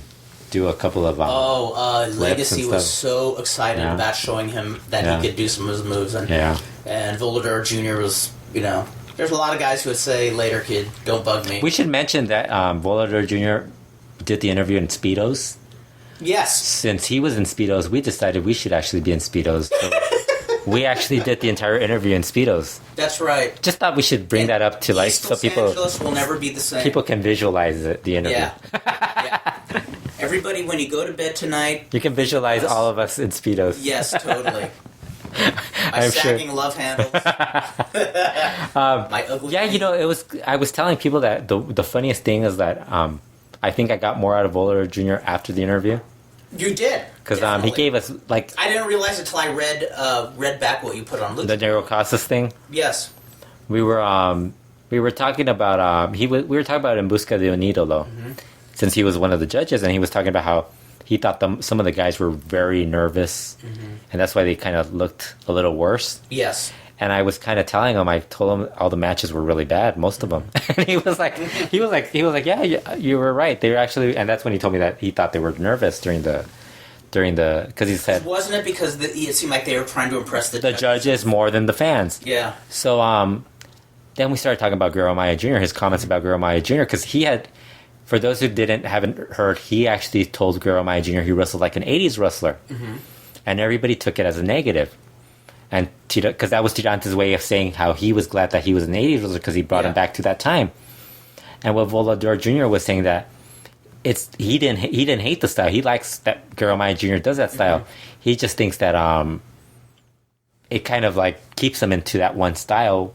But then like you watch the match that I was telling you about in Chilanga Mask, and you know he's an 80s wrestler. Yes, like what he does of an old school style, but it works as a rudo because that's actually he does an old school rudo too. Like he's being a dick to everybody. See, I want to see this now. Really good match. Okay, I want to. It starts very clean and then it just starts like because it's funny because they have video for them, and in the video, Guru Maya Jr. is talking about how he thanks Guru Maya Sr. for this, and Guru Maya Sr., who's Black Cherry, thanks him for continuing on the tradition and everything, and they're being very friendly and like all this stuff. And as soon as the match starts, they're just beating the shit out of each other. Awesome. It's just a great brawl, and they just tear at each other, rip each other's masks, cool. blood and everything. Really good. So then Volador Jr. Then we start talking about Flamita, and first of all, Volador Jr. had no idea Flamita had gone to AAA. Oh yeah. He had no idea, I was telling him that he had debuted as Fireball. And he was like, wow, I didn't know that. So he was surprised about that. What else were we talking about? God, I can't remember. We were talking about Nero Casas.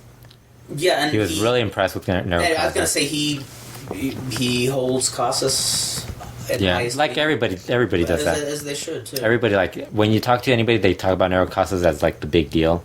Yeah. Nergo Navarro also kind of gets a lot of that, too. The legends, basically all the big names. He was talking about Virus, also talking about how great Virus was. The guy he really liked was Disturbio. Really? I don't remember that. He was talking about, well, how would you? You don't speak Spanish. Yeah, usually. Yeah, he was talking about Disturbio, how great. I think it was when you went to move the car. I think that was when we were talking about that. I can pick up bits and pieces, just, you know, he was talking about how great Disturbio was, and we were talking about. Because I asked him if he had seen the match he had in for Chilanga Mask, and he said he hadn't watched that. Because I was watching the Chilanga Mask show in pieces, because 3 hours long, and it's like everything's really good. And I told him and he was telling me that he had actually watched the trios matches with Nero Casas and all those guys, and he was talking about how much he liked watching Nero Casas versus Disturbio. He's like, because like He said that's where you really saw Disturbio. He's like, because he's like in En Busca de un Hilo, you never got this Disturbio being like the asshole, like the dick and everything. Right. But against Nero Casas brought that out of him, and he was really like he just praising him. Wow. Yeah, he got worried about working with Johnny Mundo. Oh, really? Because because we told him about the whole AAA thing. Oh, I thought you meant working with him as far as... No, afterwards. No, I remember that. I remember that. He was worried because he did it. At first he was like, why would there be any issue? Because he's going to be in AAA, right? And he's like, no, I didn't know that. I go, he works for Lucha Underground. He's like, and it's still... And then the promoter came over and told him, no, don't worry about it. He had already cleared it up. And I go, and I'm like, you know, the last couple of weeks we've been seeing Johnny Mundo's like on a bunch of AAA. He's set to be on a lot of AAA shows. So I'm like, he's not going to be facing him again. So no, not at all. But yeah, they did. I do remember them clearing up. Yeah, saying, no, but he looked worried. He looked kind of like, oh shit. I mean, yeah, so I guess. But you know, the good thing is he did it during a time when CMLL was worried about other stuff. Like they were busy with the anniversary, and they started worrying about all this other stuff. Absolutely. Yeah. Yeah.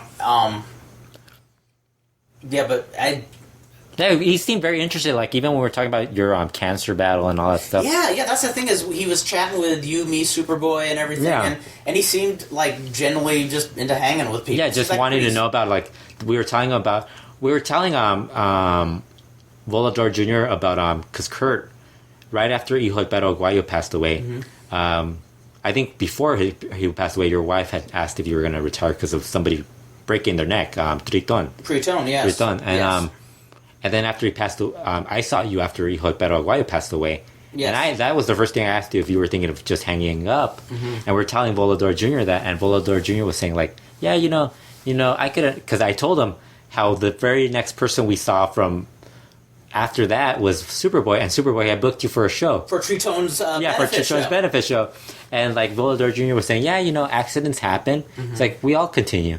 It's like because we all love the business, we all love wrestling. It's like it's something we enjoy doing. Well, it's funny. I was kind of more thinking life goes on. He's like, yeah, exactly. And I was kind of thinking more of Elena because the Tritone thing and Hijo de Paraguay's death happened so close, and since we know Tritone, Elena was very aware of that, and and of course the Hijo de Paraguay thing was everywhere, and she makes me text her every time I have a match now. Yeah. But I was thinking about maybe I should wind it up to give her peace of mind. Yeah, and then we were at that UIPW show, and that was when the Tritone benefit show was coming up. And I remember it was just 2 days after Aguayo's death. And you were right. That was Sombra Rush. Sombra. Yes, Sombra and Volador. Yeah. It's so weird. It's so weird. Like all this, we saw somebody different in January then. Was it Hoovy? Was that when we saw Hoovy? Yeah, Hoovy and all those guys. Yeah. I was wrong by that. That's right. Yeah. So time really flies. Like we've been to too many shows lately. I can't remember any of this. It's almost scary to think that we're gonna. Because I thought Sombra Volador was in January for some reason. Because I remember we're talking about. Yeah, we're like, I'm pretty sure we couldn't. We were trying to figure out. Then I was like, and then right now that you're bringing I think I remembered right after we talked about Hijo Pero. Mm-hmm. And I was like, oh, that's right. And then we said it afterwards. Yeah, that's right. That was after Hijo Pero passed away. Exactly. And I remember we were sitting with Superboy, and Superboy said, hey, Tritone's benefit show's coming up, because Superboy promoted the show and organized it. And I'm going, I think I said, oh, yeah, I'll be there. I'll be there to, be in support. And he says, yeah, you'll be there and you're working. And I'm saying, oh, yeah. And he goes, and he just nods and says, you're wrestling on the show, and I'm not going to argue with Superboy. Yeah, and and one, I just not that I'm anything great, but I still dig doing it. Yeah. As long as I can still get a pop here and there. If Negro Casas can keep going, I mean, why can't you? Because he's Negro Casas. He's Negro Casas, and he's one of the most talented wrestlers I've ever seen. Seeing him for the first time was a huge. It's interesting to see how much longer he's going to go, just because he's going to be 55 in a few months, I think. And it's just amazing the shape he's in. I mean, like I said, the very first time I ever saw him, I'd only heard his name before. I never really. I think I'd seen pictures, but I'd never heard a buzz. He was pretty young then, but that was like one of those turning points as a fan. Just like seeing him, like, whoa, this is like unlike any other wrestler I've seen. Well, I was really impressed with when Volador Jr. I was like gonna like put him over like for that match he had with Negro Casas for like continue going with the match because Negro Casas got knocked out, and then Volador Jr. just looks at me and he's like no, he's like yeah, I did do what you said. He's like, but Negro Casas, you want to know the most impressive thing in the match is that Negro Casas still remembered every single spot he was going to do in that match. That's astounding. I think that might be the closest thing we've ever gotten to, like, a guy telling us, like, because guys don't really, like, ever mention remembering every spot. Yeah. Luchadors don't really bring that up. It's always like That's true. They tell you about the moves and stuff like that and working a match, but they never really tell you about some are looser. In fact, I thought Volador I think a lot of them lately have been, like, a lot looser. Yeah, a lot looser. In fact, Volador was one of the few who, when we were actually doing the interview, was kind of talking in kayfabe a little bit. I mean, even kayfabe is when the microphone was on, but I think I could see him being like somebody that you like if he's ever out of the business, where he could do like a really good long interview just about his career, just because he really remembers a lot of the stuff and that's cool. Like he's also not as bitter about stuff like you don't. Well, he's young also, and he's married to a really fine looking woman. This is true. Yeah, his wife came with him to LA. For those who don't know who his wife is a former Edecon named Bruni. Very beautiful. You just have to look her up and you'll see who we're talking about. And she was even dressed down. She was dressed down. And she actually looked like Egyptian, like one of those like, classic looking. I mean, even without getting dolled up, she was lovely. Yeah. Very lovely. I like how Superboy's son is like his youngest son goes over and it's like did you see it's Volador Jr.'s baby is over there. And I'm like, dude, I'm not looking at Volador Jr.'s baby. And so my response is like, did you carry him? He's like, no, he's too little. He's too little. And I'm like, oh, dude, but it's Volador Jr.'s baby. Maybe it's something to rub off. Yeah. I'm curious. I wonder if those were like her parents or something that came along with them too, because there was like an older couple with them. I didn't even notice that. Yeah, it was like an older group of people. No. Oh, and we do want to throw another thanks to Carrie of IPW, scoring us interviews and being just a really awesome host. Yeah, really great. He always is. Good guy. Wish we could interview more people, but it's like, you get Volador Jr., you're basically ignoring. Yeah, it's actually, we were going to get Mephisto, but Mephisto had to leave right away. He had to split. He was going to Puebla the next night, wasn't he? Oh, I thought he was on the show. No. Oh, okay. He was just coming back to Mexico. I asked Volador Jr. about that, and he was saying he's not going to Puebla. Ah. He said he's not working Puebla. Homesick. Yeah. So, I guess we... Chilanga Mass Show, everybody should go watch it. If you're good, there's a Blue Panther Trauma 2 match, which is great. Ooh. Virus versus Dr. Cerebro was great also. The tag match, which is Hechicero and Ultimo Guerrero versus Kaifan and Avisman. If you've never seen Avisman or Kaifan, where have you been? You people are missing out a lot. You've never seen them. You have DVDs of them. Oh, Kaliman? Of who? I'm sorry, Avisman. Avisman. I was thinking, I'm going back in time to Kaliman. And Kaifan. You have, I don't think Kaifan you probably don't, but Avisman you definitely have on some of the IWRG DVDs. Okay, yeah. That guy was really good. But the really cool stuff is Kaifan and Ultimo Guerrero. They kind of like work it almost like where they don't really like each other. So they have like these periods where they're chopping each other, and it looks like Ultimo Guerrero is no selling everything. The one thing you guys will hate in this show is like the head drops on the show. Like Zeuxis wrestled Kira. I swear she nearly killed. Kira is like this independent. She should actually be one of the women that CML should bring in. She did this spot where she dropped her, like one of those driver type of spots. Yes. And like. It looked like Zeuxis got whiplash or something of how fast. Oh my god! It looked painful. Now, do you think it was her fault for dropping her wrong, or did she not tuck her head in? Or Zeuxis did it. I think she tucked. Well, it looked so fast that she tucked it in like really fast. Wow. That looked painful. Like, but they were like very like. And then Zeuxis earlier had like I think she hurt her ankle during the match, so she was like selling the injury and stuff like that. It looked like she did hurt it. And then Ultimo Guerrero and Kaifan, the finish was going to be the Guerrero special. He grabs, I think he loses his grip on Kaifan and just drops him on his head on the Guerrero special, so it looked painful. But that's a really good match. The Guerrero match, actually I saw the entire thing. People don't want to watch the Pagano Trauma 1 match. I think it's Trauma 1. If you guys don't want to watch that, I actually kind of enjoyed that just because Pagano isn't very good. Right. But if you ever want to see a guy break out of a cruceta, a leg lock, with a fork, that's basically your chance to see that. Oh! Using a fork to break out of a leg lock. I am so... That was pretty good. That's probably the show of the year. Now, IWRG... that's Chilanga Mask, though. That is Chilanga Mask, and Cubs fan posts a lot of those, right? The IWRG. The Chilanga Mask show is on Mas Lucha. Okay. I did a recap. You could find the video through my website. Okay, yeah. I would like to check that out. That was good. So, Chilanga sounds like the premier indie fed, like they're... Yeah, because they're using like... They actually use a lot of... They haven't really got like all the big name CML guys. But they're using like the guys...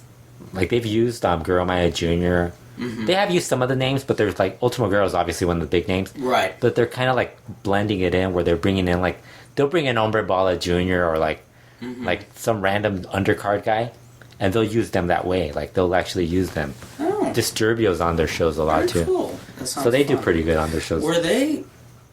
Cara Lucha does that too, but they bring in bigger names. Like they kind of. What was the promotion who you posted their flyer, and I was intrigued because the whole booking of the show. No. I post like 100 flyers. I know you do, but this was one. It caught my eye because it was old school lucha booking, and I'm talking like 1960s, where not every match is a 6-man tag. It's like that was CMLL, wasn't it?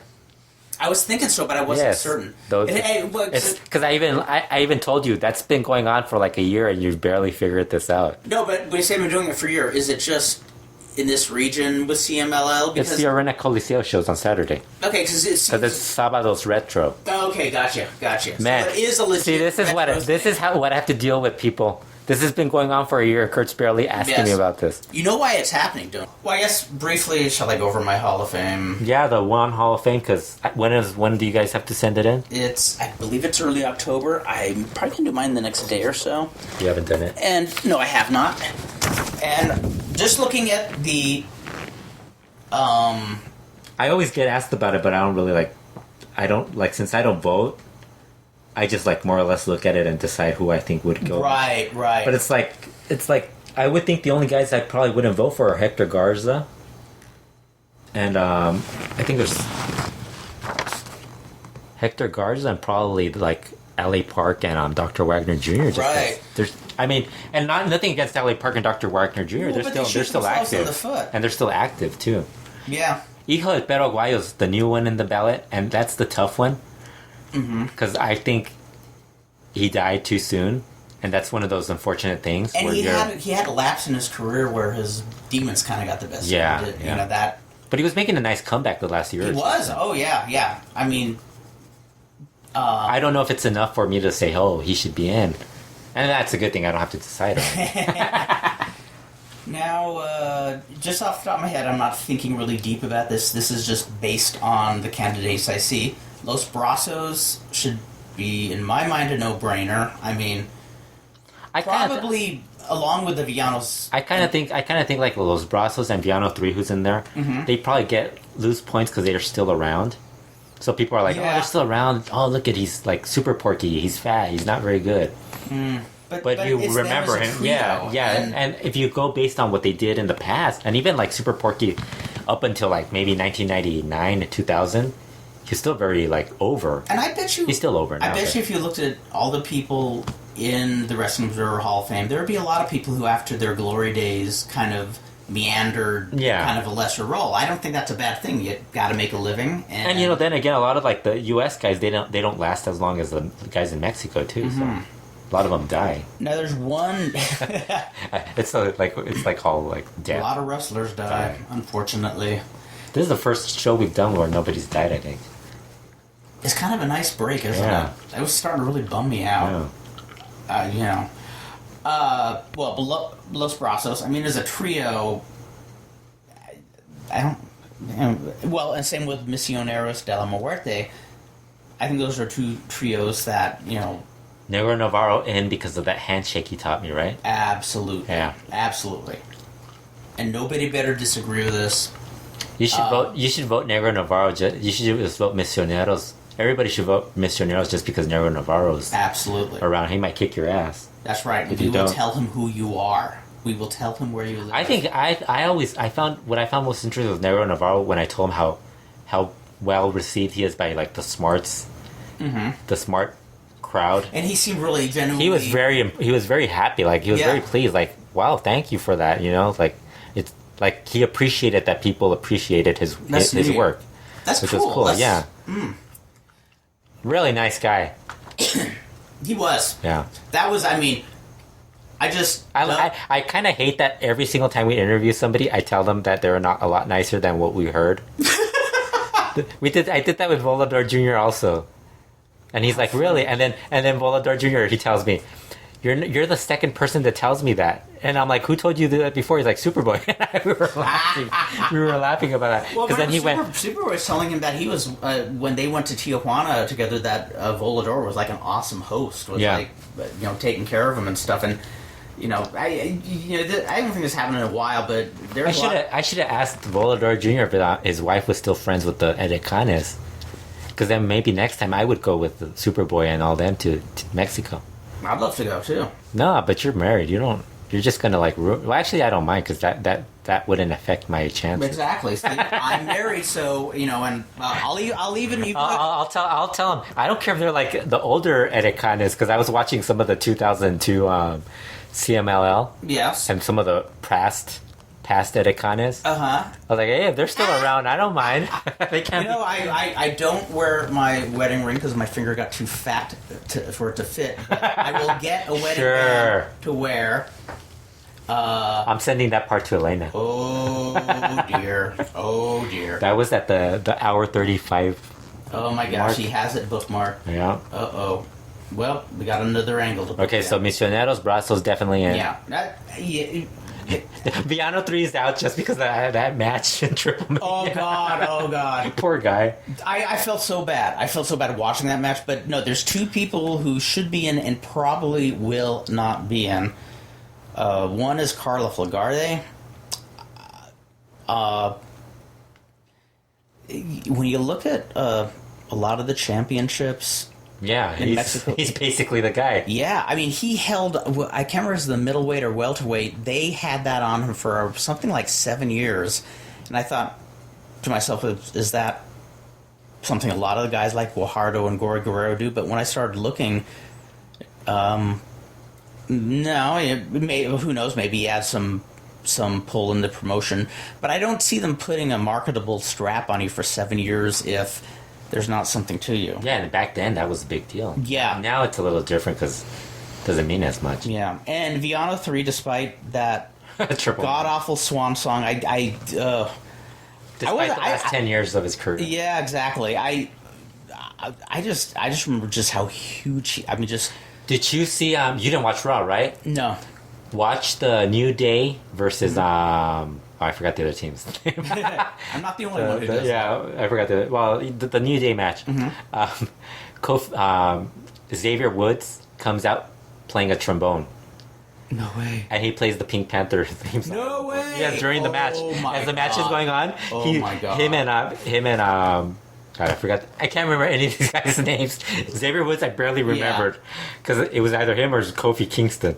But they're chasing the other guy who falls outside, and as they're chasing him, they're sneaking to get them, and he's playing the Pink Panther theme song. Awesome. And they're just going like, oh my God, that is so it was cool. hilarious. It was awesome. That is so... Yeah. I like that. Yeah. I like that. How sad I can't remember these guys. I know it's Titus. Wait till O'Neil, you're my age. It's Titus really O'Neil and Darren suck. Young, but I can't remember the name of the team. And to be honest, I'm going to be dwelling on these over the next few days, which ones I'm going to pick. I usually give a huge You're not dose. picking Ultimo Guerrero? Although I kind of think he might actually deserve it. I'm not sure yet. He's been pretty good, but I think you could probably wait a little longer with him because he's still active. And poor Dave, I'm going to keep nagging him about Sangre Chicana. Because Chicana should be on, I A believe. candidate. Oh, Cien Caras is on there, Yeah. right? Cien Caras is on there. Huracan Ramirez. I mean, how the hell does Huracan Ramirez not make? That should be an automatic Yeah. entry. That should just be automatic. How many luchadors do you figure are in the One Hall of Fame? Quite a few. Wrestling Observer Hall of Fame. I Yeah. should probably say that. As opposed to WWE Hall of Fame. Yeah. Well, the first year Meltzer put it out, he had a number of, well, of course, El Santo. Yeah, And there were at least 15. Yeah, 20 and guys. he had Carbonario Galindo in there. That would have been a deal breaker if he wasn't included automatically. 30, 35, 40. I would guess, well, I think that range you gave is probably right. You know, I have to look it up. I mean, you can find it online. I would figure, if you think about it, this is how I think about it. Do I think a guy would be in the top 100 of luchadors all time? And then, from there, because I mean, right now, I'm not saying all these guys are top 100. Right. But, say, if you could make an argument for a guy being one of the 100 best, he should probably be in. Yeah, I think so too. I mean, I think... If you want to go less, 50. And I think it's something like Mexico, there's once were a lot of overlooked. Because every year, every 5-10 years, there's going to be somebody new that's going to be cracking into that list and stuff. Right. Out. I remember one of the first years of the Hall of Fame, when the voting was being done, the only person to enter the Hall of Fame one year was Dos Caras. Yeah. So there are some people who... That's weird that Dos Caras, considering. But, he had the Japan thing also. Yeah, and I thought it was so good, and that, I remember it happening around the time when he did that tour with Superboy and Michinoku, and I remember Superboy just talking about, he could afford to have a big ego and just kind of hang by himself, but he said he's a really nice guy, and on top of that, he said if there were moves he hadn't seen before, something that was rather new, a lot of guys of his stance would just say, I'm not doing that move. But Superboy said that he was actually asking the younger wrestlers, okay, if you were to do this move to me, how do you want me to base for it? Where do you want me to be? Which I think a lot of guys who are veterans, even if they weren't stuck up, would kind of feel weird about, I don't know, being that vulnerable about saying, I've never done this. So I was glad he got in. And because that list, I think Garza is probably the only one that I probably wouldn't put in there at some point. Right. And, I don't know. I mean, I would have to see, like, who else. Because, I mean, there's a lot of older guys who aren't on the list. Exactly. I'd love to find stuff of both Rene Guajardo and Lagarde. Are they in there? Rene Guajardo is, yeah. I think he was automatically put in that first year. But, I mean, you're talking about, like, guys like Dientes Hernandez, Wolf Ravinsky. And you can... is Charo Aguayo in that? I want to say yes. I think Wolf Ravinsky is. Yeah, I think I'm gonna have to look it up. I don't know if he's in or if I know Dave wrote like an obit for him. He did. I believe he died in either 1999 or 2000. Yeah, because that was when I was subscribing to the newsletter. Yes. I don't know if he's in then. I think it might be the obit, and that's where you're thinking. Yeah. That might be. Because I don't think Ravinsky's career was like viewed that way. Because he became like a bigger name as a celebrity and stuff like that. That's true, but I'm not saying he can't. I'm not saying he can't. Or if you look it up, I'm sure he might be considered. I'll have to check it out because I mean, he was one of those rare, legit Renaissance man. Yeah. I mean, not just a movie actor; he's a stage actor too. Wrestler was part of the. Because I would think that goes as part of the Hall of Fame. Because some of those guys that are in it. Yeah, and I think that's one of the many reasons The Rock is in it. Rock burst out into the mainstream in a way most wrestlers never do. Well, Rock's probably like going to end up being the biggest star of all time. Yeah, absolutely. Wrestling. He's going to be bigger than Vandal Drummond. Everybody's already bigger than Vandal Drummond. Who's never going to celebrate. Who's never going to retire because he's got to keep supporting the family with his wrestling. With those payoffs, yes, absolutely. Oh Lord. Okay, Hepcast. Did you decide who you were putting in? Just Bros and Miss Meadows? Miss those two, the trios. Yeah. In fact, I wonder if the Espantos are in. That's what I'm saying. They're like Gorman and Goliath. I think they might be in. I'm not positive. Yeah, I think they might be in. Let's do that next podcast. Let's get comprehensive. Look through it. Seriously. Well, if you Google Hall of Fame, it's on a Wikipedia. I mean, it's on Wikipedia, so yeah, it'd be fun. Yeah, that'd actually be fun to just kind of dwell upon that. And then like go through who isn't. It's gonna be like it's like when they talk about Baseball Hall of Fame, and there's constantly talking about like hundreds of people who aren't in it. It's like, dude, seriously, you guys, this is crazy. I know, really. Like with wrestling, I don't know. Like I think Mexico is under like. There's not as many names. I think so. The only time... It doesn't really bother me because it's like... It's not like... It's like... Yeah, I don't get peeved about it. It'd be kind of cool, like, if... Like, what I always thought the Observer should do, they should have, like, a section for the Hall of Fame so people could get to read. Like, have Dave post the bios with maybe the, like... Some sort of like picture of the guy, like a thumbnail, like a picture, like make it seem like a career. Instead of it being like you having to find it on the Lucha Wiki or something like that. Yeah. Whereas Observer should have it, but Dave doesn't. But they don't do that. It's like they have all this. That would be a good idea. You would think they would do that. Somebody did it for them if they would do it. Of course they would do it. Yeah. Of course. Have you not met Brian Alvarez? Yes. Of course he would. Of course he would do that if other people would do it for him. That actually would be a good idea. Yeah. I mean. They sent out that survey, which I like. The one question I skipped a lot of it. I didn't fill it out. I was just reading through it. And one of the questions: would you be interested in a weekly editorial from Dave Meltzer? And that was the only thing that they asked. I'm like, why isn't there a weekly editorial from Brian Alvarez? Funny. Or from one of the other people. But that was the only question? No, there was a bunch of other questions. Oh. I said I skipped through all the questions. I noticed that one. I've never thought they used their one advantage of having all these subscribers. Right. They've never really used that to their advantage. No. All the subscribers, instead of staying and writing for their site, switched over like to do their own sites and stuff like that. It's true. Everybody's doing it now. Yeah, so nobody's like really wanting to do it. Yeah.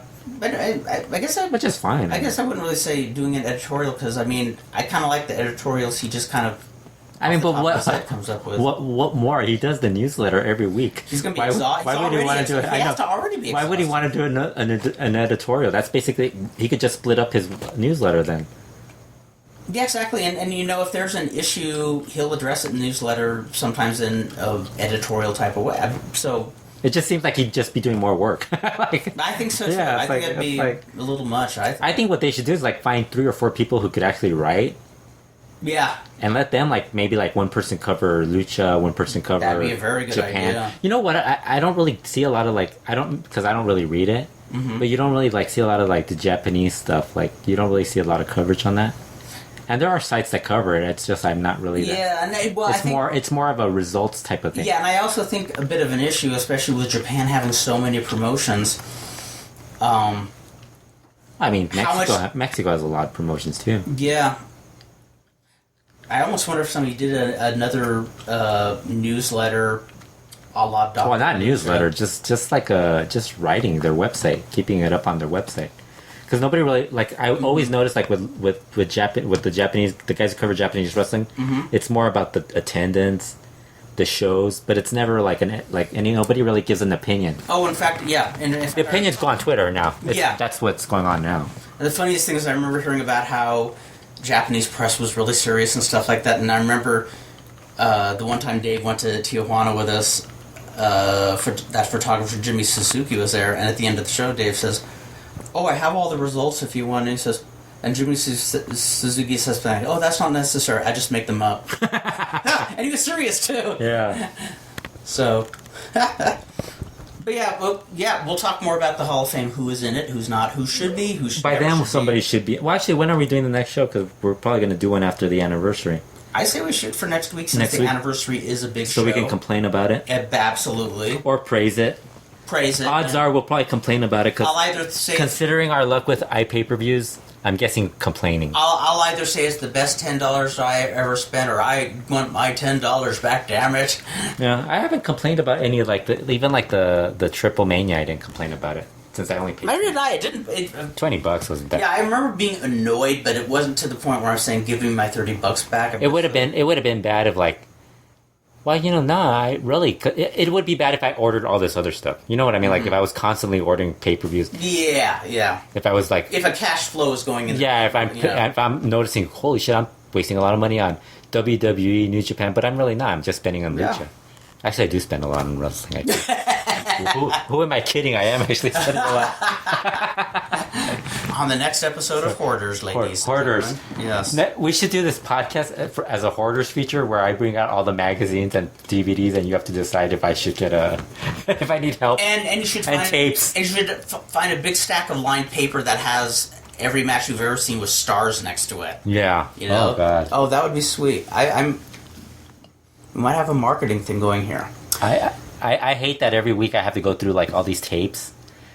And it's like, why am I not getting rid of these tapes? There's like still, I've gotten rid of a lot. You mean they're already on DVD and everything, or? No, well, some of them. Mm-hmm. But it's like, it just never ends. Like, I've gotten rid of tape. You've seen how many tapes I've gotten rid of. Yeah. It's like, absolutely. It's in the thousands. It's like, holy shit, it never ends. And then the magazines came in. Yes, that's right. Kurt I was the culprit. Kurt is partly to blame for my hoarding. Yes. I try to... what can I say? I try to initiate people. Well, I was going to start going through that stuff and like maybe like doing a weekly post of a magazine and everything. And it's like, it's a lot of magazines. You should grab a random one from somewhere under there. I know, but that's the trouble. There's a lot of magazines. Yeah, shut your eyes and just put it in there. I would, but it's like, and then like the Boxy Lucha is easy to recap because it's not that much. Half of it's box. I think the Lucha. One of the greatest. Those are the easy ones. But then when you start going to El Halcon and all these other ones, like, holy shit, Super Luchas is ridiculously long. Really? Well, yeah. You mean the current? No, the old ones, the ones you have. The Super Luchas, the Luchas, or whatever they're called. Yeah, well, and those first kind of came to prominence early 90s, and I remember the people who were putting out were raving about it, saying this. I was looking at it, I was like, holy shit, am I gonna... Because I did that for a few magazines, like, oh my god, Super Luchas. I did the top 100 that they listed, and I was like, I still have to do the rest of it. And oh my god. Holy shit. Oh, it's like funny.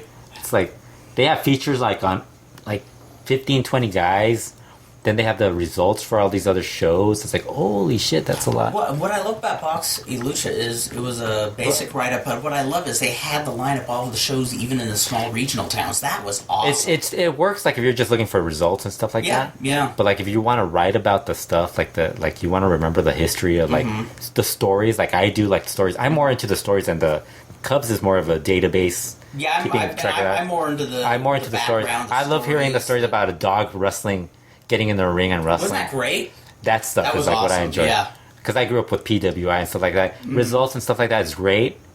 Because it's great. It's important, and it's great, especially if you're like keeping track of match listings and stuff like that. I mean, match listings, you can see who was in this territory where. Yeah, so it's great. When were they journeymen? When they get elevated? That's good proof. But then you're going through the magazine, you don't read the story. It's like, oh man, I want to read the story. Like, why is this guy not here? What happened? Because they even tell you, like, you could read between the lines when the writers would tell you, like, why a guy wasn't at a show. Right. Oh, and that's what I enjoy. Well, we'll have some history for the next show then, folks, and the anniversary, and maybe more on the we'll look up the Observer. Yeah, let's do that. That'd actually be really fun to discuss. Yeah. We shall do that. So, until next time, compadres. May the right hemisphere of the brain short circuit the left hemisphere. May the left hemisphere short circuit the right hemisphere, and bing, you're there. We shall see you soon.